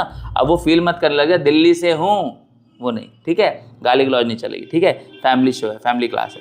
तो the list price was 5 lakh less trade discount 10% and cash discount 2%, paid the amount at the time of sale, यानी कि जब सामने वाले ने सेल करी तब ने अमाउंट पे कर दिया हमने, यानी कि जो ट्रांजेक्शन हुई है वो कैश में हुई है, उधार का यहाँ पर कोई लेना देना नहीं है, उधार नहीं है, कैश में चल रहा है सब कुछ, ठीक है। अब मेरी बात समझना आप लोग ध्यान से जरा, है क्या है इसमें कि मैंने आपको बताया कि GST जो अप्लाई होता है वो आफ्टर ऑल दी डिस्काउंट्स होता है, ये हमने बात करी ऊपर। तो GST जब आफ्टर ऑल दी डिस्काउंट्स होगा, इसका सिंपल सा मतलब होता है ये बिलिंग अमाउंट पर होता है, आपको जो टैक्स देना होता है वो फाइनल पेमेंट पर देना होता है, जो आपका फाइनल बिल बनेगा जितने का, और डिस्काउंट बिल में टोटल अमाउंट में से माइनस होता है, तभी तो वो डिस्काउंट कहलाता है कि वो अमाउंट आपको नहीं देना है ना। तो जो फाइनली पेबल अमाउंट है, the amount which you have to pay, उस पे आप टैक्स लगाओगे। तो अब सबसे पहले हम बात करते हैं अगर, तो परचेज प्राइस कितने का है भाई, परचेज प्राइस जो है ना वो है, वैल्यू जो है वो है 5 लाख की, लेकिन 5 लाख से तो बात बनेगी नहीं, डिस्काउंट है, तो लेस क्या करेंगे हम इसमें, लेस हम करेंगे trade discount, that is TD। और TD के बारे में आप सारे एक बात जानते हो कि TD trade discount is taken into consideration but it is not recorded anywhere. आप इसको कंसीडर तो करते हो, आप इसको माइनस तो करते हो डिस्काउंट की फॉर्म में, लेकिन आप इसको कहीं रिकॉर्ड नहीं करते, तो ये बात आपको ध्यान में रखनी है, ठीक है। तो 5 लाख है जिसका 10% ट्रेड डिस्काउंट है, तो हमने 5,000 मैंने हटा दिए, 50,000 मैंने हटा दिए, तो अब बचे कितने, 4,50,000, 4,50,000। आई बात समझ में। उसमें से मैं लेस क्या कर दूंगा, लेस करूंगा मैं कैश डिस्काउंट यानी कि CD, है ना। अब कैश डिस्काउंट कितना है, कैश डिस्काउंट है 2% का, ठीक है। अब 4,50,000 का 2% आप देख लो कितना होता है, 45 दूनी 90, साफ साफ पता चल रहा है 9,000 रुपये दिख रहा है साफ साफ, है ना। तो 9,000 का हमारा CD हो गया, कैश डिस्काउंट हो गया। 4,50,000 में से 9,000 चले गए तो आपका बच गया 4,41,000 और 41,000, 4,41,000, 4,41,000 ये आपका पेबल अमाउंट है, फाइनल पेबल जो बिल अमाउंट है, ठीक है, फाइनल बिल इतने पर बनेगा आपका। लेकिन आप बोलोगे सर ये तो फिर गलत हो जाएगा, और सही बात है गलत होगा, क्योंकि ये फाइनल बिल नहीं है, ये फाइनल पेबल अमाउंट है जिस पर टैक्स अमाउंट होगा। यानी अगर मैं इसको फाइनल बिल ना बोल के अगर मैं इसको बोलूं कि टैक्सेबल, ठीक है, टैक्सेबल वैल्यू, इस पे मुझे टैक्स लगेगा 4,41,000 पे, 4,41,000 पे, क्योंकि ऊपर दो टैक्स थे, दो डिस्काउंट थे, ये माइनस हो गया, कैश डिस्काउंट था ये भी माइनस हो चुका है, दोनों माइनस हो गए, ये वैल्यू है जिस पे मुझे पे करनी है। और इस पे मैं क्या दूंगा, इस पे मैं दूंगा IGST। क्यों दूंगा IGST?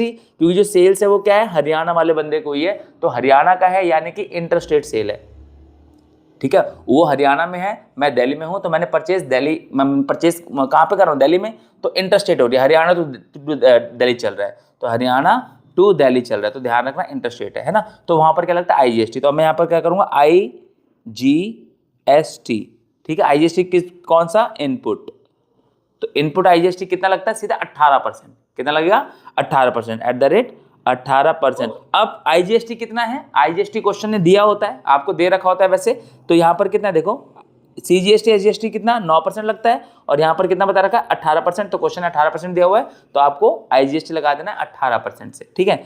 अब इसका 4,41,000 का मुझे निकालना है 18%, 18/100 तो मैं करूंगा, तो अब भाई अब थोड़ी सी कैलकुलेशन रिक्वायर्ड होगी, है ना, तो कैलकुलेशन कर लेते हैं, मैं फोन कैलकुलेट लेता हूं, तुम मत लेना, मुझे थोड़ा जल्दी वीडियो खत्म भी करानी है, नहीं तो तुम बोलोगे इतनी लंबी वीडियो क्यों बना दी, है ना, बट तुम मत करना क्योंकि तुम्हें अलाउड नहीं होगा।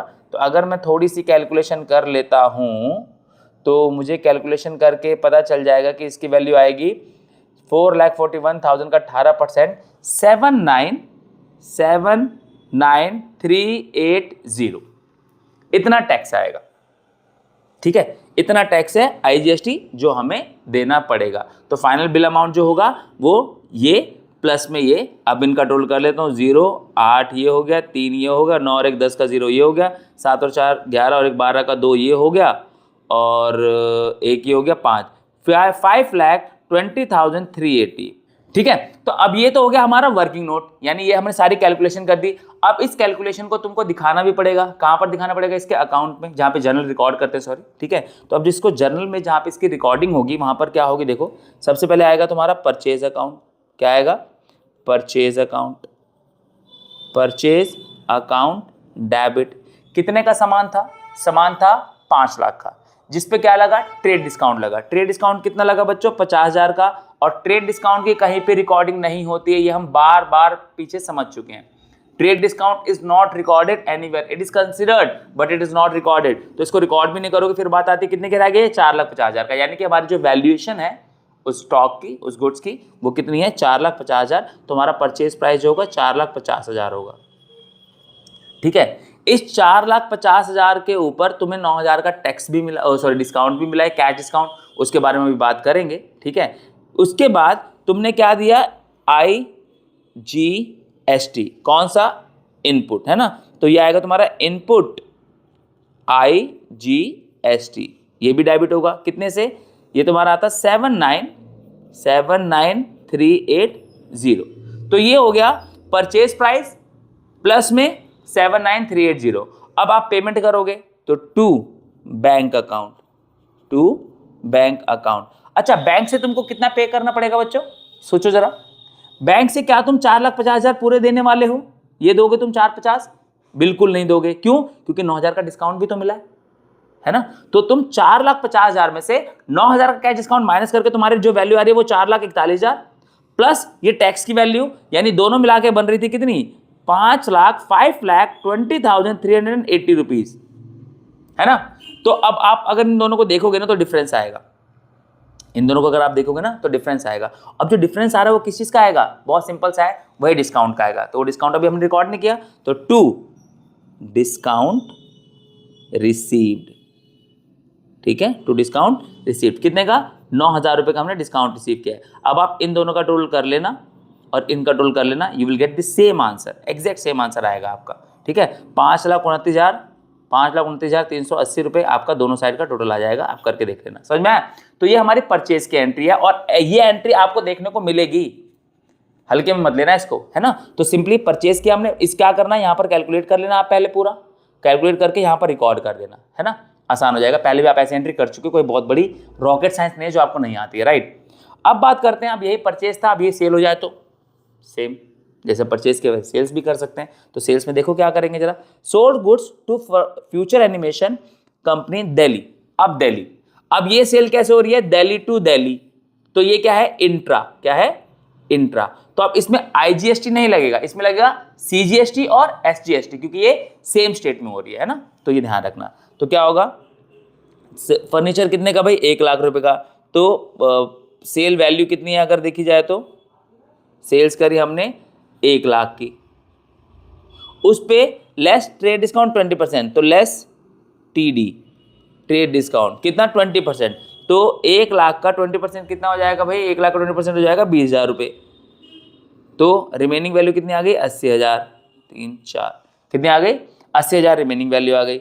अब इसके ऊपर कैश डिस्काउंट लगेगा, कितना है, 2% है, तो लेस सीडी कैश डिस्काउंट कितना आएगा, 2%, 80,000 का 1% आएगा 800, 800 ये 1,600 हो जाएगा, ठीक है, 1,600। तो हमारा आ जाएगा ये 78,400, ये आ जाएगा बैलेंसिंग वैल्यू। ये हमारी टैक्सेबल वैल्यू है, ये हमारी क्या है, टैक्सेबल वैल्यू, है ना। अब इस पे तुम्हें क्या लगाना है, ऐड, क्या करोगे इस पे तुम, CGST और SGST, ठीक है। कितना, 78,400 पे 9% के हिसाब से लगाओगे, क्योंकि मैंने क्या बताया, क्वेश्चन दे रखा है आपको, देखो यहाँ पर कि CGST and SGST divide at the rate 9% each, और IGST अगर होता तो कितना लगता, 18%। तो IGST तो नहीं है इस क्वेश्चन में, क्या है, CGST है और IGST है, तो वो लगाएंगे कितना, इंटू 9/100, इंटू 9/100। तो अब इसको अगर देखें तो कितना आ जाएगा, ये गया 9 चौक 36 का 6 हो गया, 3 आ गया आपका, 9 8 72 और 3 75 का 5 हो गया, 7 आ गया, 9 7 63 63 और 7 कितना हो जाएगा, 70, 7056। कितना टैक्स आ रहा है, 7056। तो ये आ जाएगा 7056, 7056, ठीक है, क्योंकि दोनों लगेंगे, है ना। तो एक बार फिर भी कैलकुलेट कर लेते हैं, क्रॉस चेक कर लेते हैं, गलत नहीं होना चाहिए, ठीक है। एक बार देख लेते हैं कि कैलकुलेटर पे अपना 7056 है, बिल्कुल ठीक, सही जवाब, ठीक है। अब इन सब का मैं टोटल भी कर देता हूं, तो आ जाएगा 92,512, ये टोटल भी कर दिया, 6 और 6 12 का 2 हो गया, 5 5 10 और 11 का 1 हो गया, ठीक है, 1 चला गया, 4 और 1 5 हो गया, 7 14 और 8 22 का 2 हो गया, और 2 हो गया, 7 और 9 हो गया। तो ये हो गया हमारा अमाउंट फाइनल, सारे टैक्स वैक्स और डिस्काउंट वगैरह सब एडजस्ट करके फाइनल अमाउंट हमारा ये आ रहा है। आई बात समझ में। अब इसकी एंट्री भी कर लेते हैं। एंट्री कैसे करोगे भाई, अब तुम्हें बैंक से पैसा मिला है, अब तुम्हें बैंक से पैसा मिला है क्योंकि तुमने सेल करी है, ठीक है। तो क्या होगा, बैंक अकाउंट डेबिट, कितना आएगा तुम्हारे बैंक में, सोचना जरा। देखो 1,00,000, सिंपली दोबारा से एक्सप्लेन कर देता हूँ आपको, 1,00,000 का सामान था, 20,000 का तुमने ट्रेड डिस्काउंट दे दिया, माइनस कर दिया, 1,600 का तुमने कैश डिस्काउंट दे दिया, तो तुम्हारे हत्ते लगना है इतना, यानी तुम्हारे हाथ में आएगा 78,400 प्लस टैक्स जो बंदा देगा सामने वाला वो भी तुमको ही देगा, क्योंकि तुम ही गवर्नमेंट को देने वाले हो आगे चल के उसको, तो वो आउटपुट CGST और आउटपुट SGST तुम्हारी जेब में ही आएगा, है ना। ऑल्दो तुम्हारी जेब में आएगा बट तुम्हारा नहीं होगा, ध्यान रखना, अपना मान के उसको रख मत लेना, गवर्नमेंट नहीं तो भूत बना देगी, ध्यान रखना। तो 7056 ये सब तुमको मिलना है, तो यानी कि ये तुम्हारा 92,512 ये तुम्हारे अकाउंट में आएगा, ठीक है, 792,512। लेकिन क्या सारा का सारा बैंक में जब तुम दिखाओगे, है ना, तो 792,512 ये तुम्हारे अकाउंट में आ रहा है। आई बात समझ में, क्लियर है यहां तक। अच्छा ये इतना ही क्यों आया, इससे ज्यादा आना चाहिए था, क्योंकि चलो भाई 80,000, 1,00,000 में से 20 हट गए तो 80 तो आने चाहिए थे पूरे पूरे, लेकिन 80 भी पूरे नहीं आए। क्यों नहीं आए, क्योंकि 1,600 का तुमने डिस्काउंट भी दिया था, तो डिस्काउंट अलाउड तुम्हारे लिए क्या है, एक्सपेंस है ना, डिक्रीज इन योर इनकम है। तो क्या करोगे, डिस्काउंट अलाउड, इसको मत भूल जाना, डिस्काउंट अलाउड डेबिट, ठीक है। डिस्काउंट अलाउड अकाउंट डेबिट, कितने का डिस्काउंट दिया, 1,600 रुपए का, कितने का डिस्काउंट दिया, 1,600 रुपए का डिस्काउंट अलाउड होगा and debit to discount allowed account debit to क्या, sales account, to output CGST, to output SGST। कितना कितना सेल्स वैल्यू कितनी लोगे? अब सोचो जरा, सेल्स वैल्यू कितनी लोगे? सेल्स वैल्यू तुम लोगे पूरी 80,000। ध्यान रखना क्योंकि आप कंसीडर करते हो कैश डिस्काउंट को, तो 80,000 तुम्हारी सेल्स वैल्यू आ जाएगी, ठीक है। और उसके बाद 7056 ये तुम्हारा इसमें चला जाएगा। अब इन दोनों का टोटल कर लेना तुम, कितना आ रहा है दोनों का टोटल खुद करके देख लो जरा। ये 2 1 1 और 4 और ये 94,112। और इसका भी करना सेम आना चाहिए। ये आ जाएगा 6 और 6 12 का 2 हो गया आपका, 5 5 10 और 11 का 1 हो गया। और उसके बाद ठीक है 7, एक मिनट वैल्यू कुछ अलग आ रही है क्या हमारी? चेक कर लें क्या एक बार जरा, वैल्यू सेम आनी चाहिए, वैल्यू से कोई खिलवाड़ नहीं भाई, ठीक है। कैलकुलेट करके देख लेता हूँ। 7056, हाँ ठीक है, कैलकुलेट कर लिया, सेम आ रहा है, ऐड कर लोगे सेम आ रहा है, ठीक है। तो अब इस तरीके से ये तुम्हारी सेल की एंट्री हो गई है ना। क्या किया, सबसे पहले आपने 1 लाख के गुड सेल किए, उस पर 20,000 का आपने ट्रेड डिस्काउंट दिया, जो बचा उस पर 2% का कैश डिस्काउंट देना है। उसके बाद जो रिमेनिंग अमाउंट है उस पर CGST और SGST, क्योंकि इंट्रा स्टेट सेल है, सॉरी एक सेम स्टेट में हो रही है, तो इसका मतलब यहाँ पर क्या लगेगा, CGST और SGST। सेल कर रहे हो तो इसलिए आउटपुट लगेगा, क्योंकि हमारी लायबिलिटी है, और लायबिलिटी बढ़ती है तो क्या होती है, क्रेडिट होती है। तो ये हमारी सारी की सारी जो एंट्री है ये हो चुकी है, ठीक है। तो इस तरीके से आपकी एक सेल की एंट्री मैंने समझा दी, एक मैंने आपको परचेज की एंट्री समझा दी। अब आप GST की जो एंट्रीज है ना एटलीस्ट उनके साथ डील कर सकते हो, है ना, उसमें तुम्हें कोई प्रॉब्लम नहीं होगी। अब मैं आगे बढ़ता हूं जरा यहाँ पर इनकी सेट ऑफ के बारे में। अब सेट ऑफ में क्या चाहिए होता है, सेट ऑफ में सिंपल सा फंडा है, ऑल इनपुट,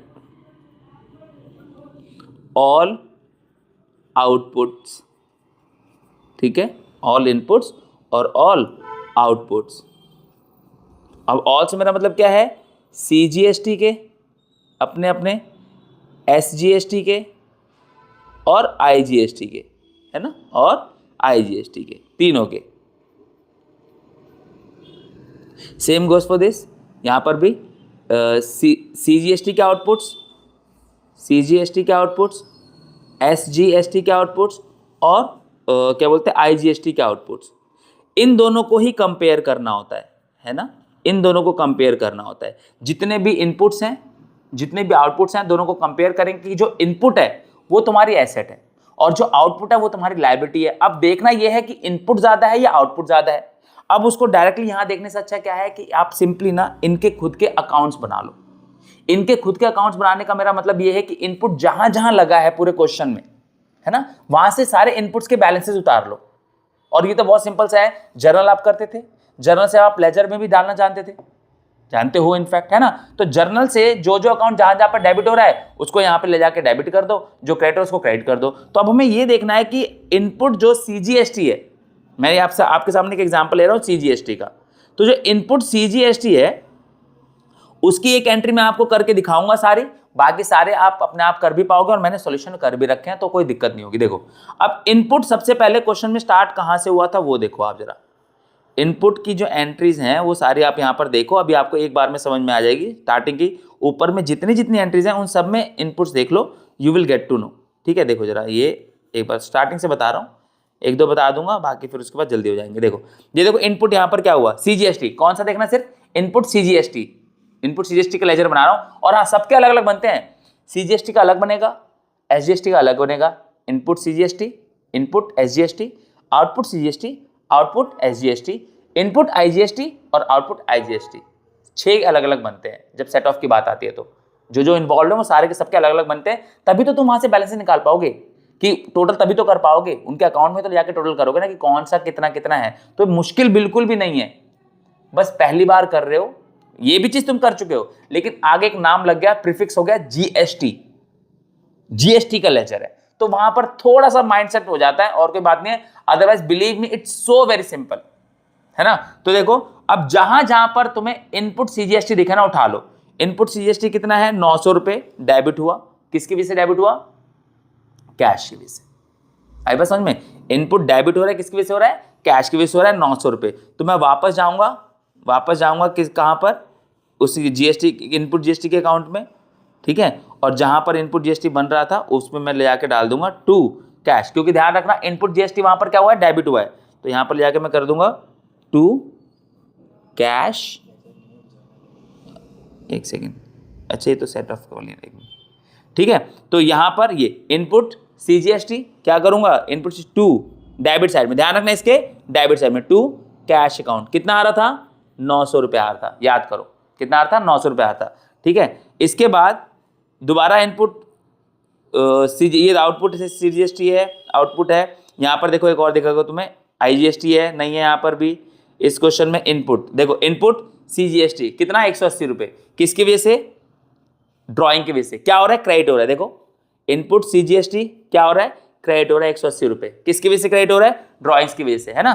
तो अब डाल दो यहाँ पर क्रेडिट साइड में, क्रेडिट साइड में डाल दो इसको ड्राइंग की वजह से। क्या हो जाएगा? बाय ड्राइंग्स,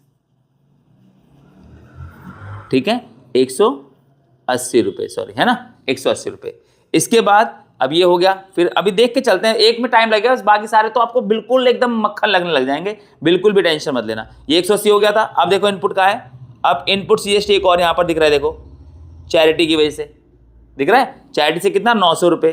तो इनपुट सीजीएसटी चैरिटी से 900 रुपये आ गया, डालूं या एक और ले लूं? यहाँ से कहीं दिख रहा है तो एक और इनपुट सीजीएसटी दिख रहा है, किससे? लॉस बाय फायर से 450। तो 450 चैरिटी का और सॉरी 450 चैरिटी का हो गया, लॉस बाय फायर का हो गया, और ये क्या बोलते हैं? चैरिटी का हो गया 900। तो ये दोनों डाल देता हूं मैं। क्रेडिट साइड में दोनों साइड क्रेडिट हुआ, ध्यान रखना, भूलना मत, ठीक है, गलत मत कर देना, ठीक है। क्या होगा? By charity by loss by fire. कितना? लॉस बाय फायर था 900 और चैरिटी में कितना था? सॉरी सही, हाँ सही है, 450 ये था। आया समझ में? मैं कुछ भी नहीं कर रहा हूं, मैं बहुत सिंपली क्या कर रहा हूं कि इनपुट सीजीएसटी जहां जहां डेबिट हुआ है तो मैंने इसी के अकाउंट में डेबिट में डाला। और आप जानते हो कि जिसका हम अकाउंट बनाते हैं उसका नाम नहीं यूज करते हैं, उसका रीजन यूज करते हैं जिसकी वजह से वो अफेक्ट हो रहा है। और यहां जो इनपुट जहां जहां क्रेडिट हुआ था वो मैंने क्रेडिट में डाल दिया। मैं इतना ही करूंगा, मैं आगे और कोई रॉकेट साइंस नहीं करने वाला हूं मैं, ठीक है। तो अब आगे देखो जरा, ठीक है। इसके बाद क्या था? इनपुट यहां पर डेबिट हुआ था तो डेबिट में डाला था, फिर इनपुट यहां पर क्रेडिट हुआ था, क्रेडिट में डाला था, इनपुट यहां पर क्रेडिट हुआ, क्रेडिट में डाला है। उसके बाद अब जो ये क्या है? आईजीएसटी है, ये नहीं लेंगे, है ना। इनपुट सीजीएसटी दोबारा आ गया, कितना? 1800 परिधि के नाम से। इनपुट कितना? 1800 परिधि के नाम से, ठीक है। तो फिर क्रेडिट में डालेगा, जाएगा ये, है ना। फिर क्रेडिट में जाएगा यहां पर बाय परिधि, किस नाम से? बाय परिधि, ठीक है। कितना? 1800 यहां पे फिर से आ जाएगा, 1800, ठीक है। बच्चों एक बार समझ लो, मैं तुम्हें बता रहा हूं, ये कभी दिक्कत नहीं होगी तुम्हें दोबारा, बस एक बार थोड़ा टाइम इन्वेस्ट कर लो। ये जल्दी जल्दी भागने के चक्कर में ना काम खराब होगा, अच्छा कुछ नहीं होगा कि एक बार को देखने में लग जाए कि हाँ समझ में आ तो गया, लेकिन पता है क्या, एग्जाम में जब करने बैठोगे ना तो होगा नहीं तुमसे। मैं नहीं चाहता ऐसा हो, लेकिन सच्चाई ये है कि जो भाग दौड़ चल रही है ना कि फटफट बस कर लो, वीडियो देख लो, हो जाएगा, ऐसा नहीं होता यार, करके देखना पड़ता है, करना पड़ता है। अब आप सोचो कि एक नया टॉपिक जो आज से पहले कभी करा है नहीं और बस देखने से हो जाए, तो देखने से थोड़ी हो जाएगा। मैं नहीं बता सकता था, ये सारे सॉल्यूशंस है मेरे पास, सारे सॉल्यूशंस है, तो ये सॉल्यूशन लिखने में मेरे को क्या जा रहा था? जब मेरे पास सारे सॉल्यूशंस लिख रखे हैं मैंने, तो एक सॉल्यूशन और लिखने में क्या जा रहा था? लेकिन जब तक तुम खुद से करके देखोगे नहीं, जब तक मैं तुमको सामने से करा के नहीं दिखाऊंगा क्या किया है मैंने, तब तक तुम्हें समझ में नहीं आएगा। तो वो टाइम लगेगा, समझना है तो टाइम लगेगा, है ना। तो इसीलिए थोड़ा सा सिंसियरिटी से, सिंसियरली पढ़ लो, कोई दिक्कत वाली बात नहीं है। इंपॉर्टेंट चैप्टर है, इसमें से एग्जाम में जब आ ही रहा है तो थोड़ा टाइम इन्वेस्ट करना तो बनता ही है। अरे बस समझ में, एक वीडियो में पूरा का पूरा तुम्हें मिल रहा है, वो भी इतना डिटेल में मिल रहा है। मैं गारंटीड लिख सकता हूं कि इतना डिटेल में नहीं होगा किसी, तुम उठा लेना यूट्यूब की कोई सी वीडियो, हो जाए कंट्रोवर्सी, मुझे कोई दिक्कत नहीं है, लेकिन इतना डिटेल में नहीं है कहीं पे भी, तुम जाके देख लो। 11th में नहीं है, 11th क्लास के लेवल में नहीं है, this is my guarantee to you. और होना तो चैनल का नाम कमेंट कर देना तुम मुझे, है ना। तो समझ लो यार, बस सिंपल सा इतना ही कहूंगा तुम्हें, ठीक है। अब परिधि तक हम पहुंच गए थे, परिधि वाला काम हमारा ये हो गया, हमने उसको क्रिएट कर दिया। इनपुट एक और, अब अगला इनपुट आईजीएसटी है, नहीं आएगा। इनपुट परिधि वाला ये हो चुका है हमारा। इनपुट सीजीएसटी एक और डेबिट हुआ है, किस नाम से? बैंक के नाम से, ठीक है। एक और देख लेते हैं, मेरे ख्याल से अब ज़्यादा दूर है नहीं, हम आईजीएसटी है ये, और अगला हमारा ये भी आईजीएसटी है ना। और इसके बाद इनपुट और कोई है, इनपुट सीजीएसटी एक और। तो एक 4500 प्रेमा की वजह से डेबिट हो रहा है, और एक 4500 बैंक की वजह से, एक 4500 प्रेमा की वजह से, और एक और कहाँ है, ये रहा। ये तो हमने ले लिया था ना परचेज, ये वाला तो हमने ले लिया था, ये हो चुका है हमारा, ठीक है। एक परचेज एक हमारा किससे है? प्रेमा की वजह से 4500 का इनपुट है, ठीक है।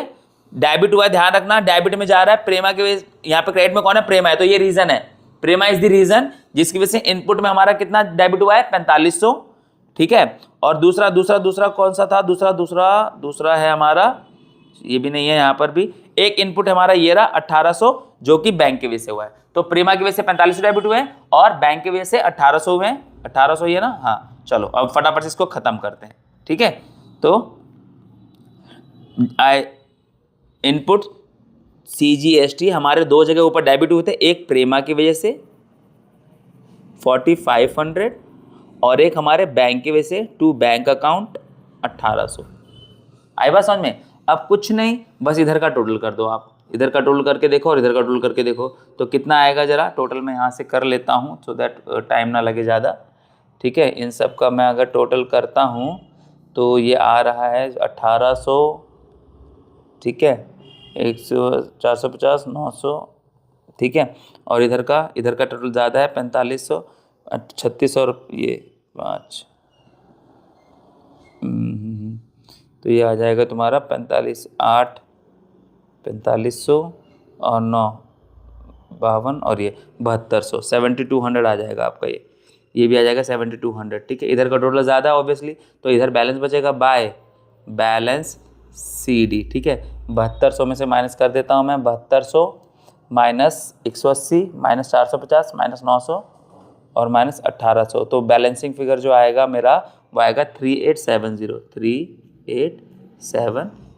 ये इसका बैलेंसिंग फिगर है, यानी कि तुम्हारा इनपुट सीजीएसटी आ रहा है 3870।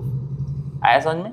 ये इसका बैलेंस आ रहा है, ठीक, यहाँ पर आपके सामने है ये आया बस समझ में? ये इसका क्लोजिंग बैलेंस है। अच्छा, अब इसी तरीके से मैं इनपुट सीजीएसटी निकाला, वैसे इनपुट एसजीएसटी वही सारे देखो, परिधि की वजह से 1800 यहाँ भी थे, यहाँ भी परिधि की वजह से 1800 दिख जाएंगे तुम्हें। लॉस बाय फायर 450 था, लॉस बाय फायर यहाँ पर भी 450 दिख जाएगा। मैंने उल्टा कर दिया क्या?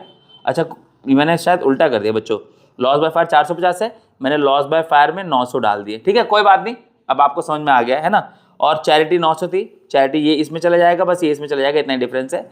और ड्राइंग, ठीक है, ड्राइंग के थे 180, ड्राइंग वाला कुछ मिसिंग था क्या? ड्राइंग वाला मैं टॉप पे डाल दिया, ये रहा, ठीक है। अब सेम वही चीज़ यहाँ पर भी है, सेम अमाउंट आ जाएगा, क्योंकि हर जगह इनपुट सीजीएसटी और इनपुट एसजीएसटी साथ लगते हैं, तो दोनों का सेम ही आ रहा है, तो ये इसका बैलेंसिंग फिगर आ गया। आई बात समझ में? ठीक है, तो ये हो गया। तो करना कैसे समझ में आ रहा है आपको कि जो जो वहां पर डेबिट हुए हैं उनको तुम्हें डेबिट में डालना है, जो जो क्रेडिट हुए क्रेडिट में डालना है, और फिर बैलेंसिंग फिगर निकाल लेना है, ठीक है। इसके बाद ये सेम चीज होती है किसके लिए? इनपुट आईजीएसटी के लिए। तो इनपुट आईजीएसटी आपका एक ही जगह लग रहा था, ठीक है, वहां पर स्टार्टिंग में अभी हमने जो लास्ट की 2 एंट्री की उनमें से एक में तुमने देखा होगा आईजीएसटी लग रहा था हरियाणा वाले को, जहां पे हमने सेल की थी, परचेज किया था वहां से हमने, ठीक है। उसके बाद यही बैलेंसिंग फिगर है। और आउटपुट सीजीएसटी, ठीक है। अब इनपुट थे, अब आउटपुट की बारी आ गई। आउटपुट में कितना, वही ऊपर वाली एंट्रीज चेक कर लेना कि एक की जगह क्रेडिट हो रहा है, आउटपुट वाले क्रेडिट होते हैं, क्योंकि ये तुम्हारे लिए क्या होती है? लायबिलिटी होती है। क्या होती है?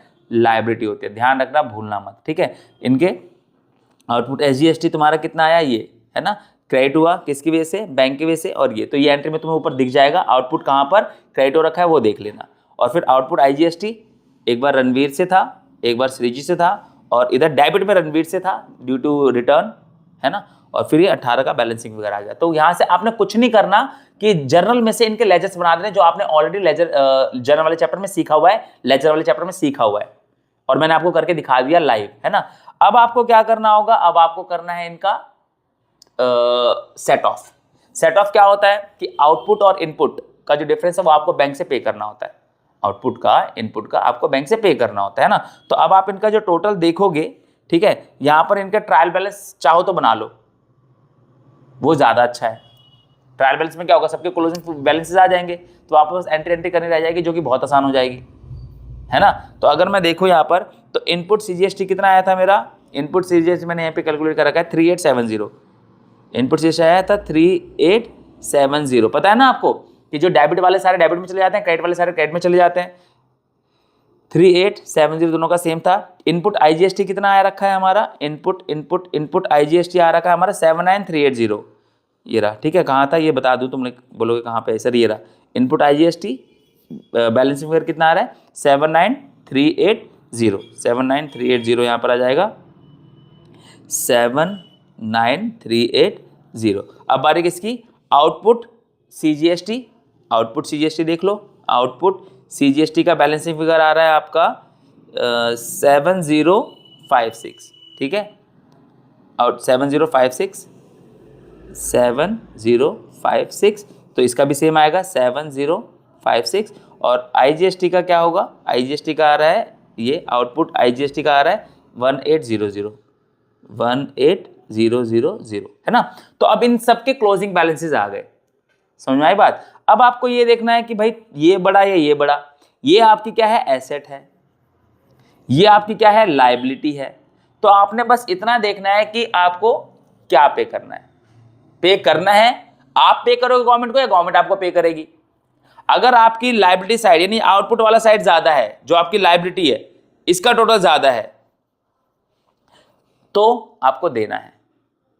और अगर आपका एसेट साइड ज्यादा है तो आपको बैंक से लेना है, सिंपल, गवर्नमेंट से लेना है। ठीक है, तो अब टोटल करके देख लेते हैं जरा इनका। अगर मैं इनका टोटल करके देखूं, ठीक है, तो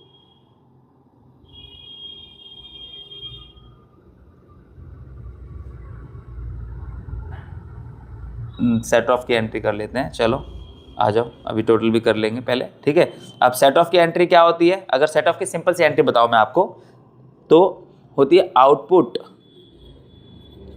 ठीक है, GST, आउटपुट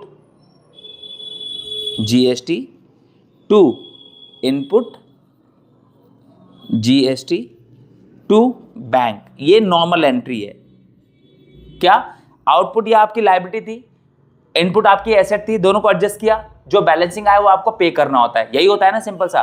तो ये वो है जब आपको सेट ऑफ के टाइम पे पे करना पड़ रहा है, यानी कि आपका आउटपुट क्या है एक्स्ट्रा है। तो अब हम यहां पर इसको दिखा देंगे, सारे जो बैलेंसेस है वो लिख लेते हैं फटाफट से, जो लेजर में हमने ऑलरेडी लिख रखे हैं। क्या होगा, to output CGST, output SGST, output IGST to input CGST to input SGST to input IGST। अब आप देखोगे ना तो इनमें आपको डिफरेंस दिख जाएगा, इनके बीच में गैप होगा। अभी मैं गैप भी दिखाता हूं आपको। देखो इनपुट CGST अगर मैं देखूं तो इनपुट CGST मेरा कितना आ रहा है 3870, लिख लिया मैंने यहां पर। ठीक है, आउटपुट मेरा इतना आ रहा है 3870, नहीं सॉरी मैंने उल्टा लिख दिया, गलत जगह लिख दिया ये। ठीक है, आउटपुट मेरा आ रहा है 7056, आउटपुट मेरा आ रहा है 7056। ठीक है, और IGST का मेरा आ रहा है 18000, आउटपुट IGST आ रहा है 18000। ये सारे मैंने ट्रायल बैलेंस में लिख रखे हैं ना। ठीक है, अब इसके बाद इनपुट अगर मैं इसके देखूं, ठीक है, अगर मैं इनके इनपुट देखूं तो इनपुट है 3870, 3870 और 79380। ठीक है, अब देखो जरा, अब इनपुट वाले को तुम इनपुट वाले के साथ एडजस्ट करोगे। अब तुम खुद देख लो कि आउटपुट तुमने जो रिसीव किया कलेक्ट किया है वो है 7056 और जो तुम पे करने वाले हो 3870। डिफरेंस आ जाएगा इसके बीच में, देखो जरा 7056 माइनस 3870, दिख रहा है गैप है ना। कितने का गैप है, 6 ये रहा और 15 में से 7 गए 8 ये रहा, 9 में से 8 गए 1 ये रहा और 6 में से 3 गए 3। तो इतना एक्स्ट्रा अमाउंट आ रहा है 3186, ये एक्स्ट्रा अमाउंट तुमने कलेक्ट किया, ये तुमको पे करना पड़ेगा गवर्नमेंट को। आई बात समझ में? ठीक है।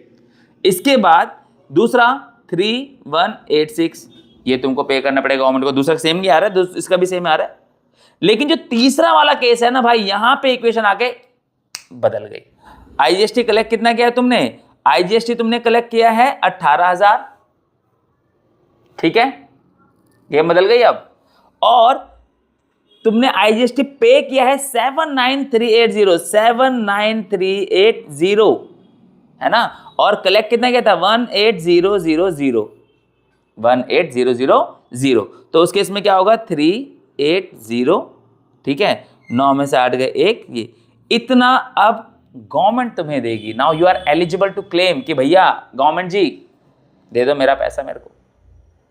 आ रही बात समझ में? अब क्लेम का फंडा पता है क्या रहता है बच्चों? क्लेम आपको इंस्टेंट नहीं मिलता, क्लेम आपको बाद में मिलता है। आ रही बात समझ में? ठीक है। तो अब इसका इस केस में थोड़ा सा डाइसिस है यहां पर कि आपकी बुक्स में आपको किस तरीके से दे रखा है, ठीक है, कि बैंक से सीधा क्लेम मिल रहा है तो बात अलग है, उसी टाइम पे मिल रहा है तो क्या होगा? अब हमारा टोटल इधर का है ना, इधर का ज्यादा है। आ रही बात समझ में?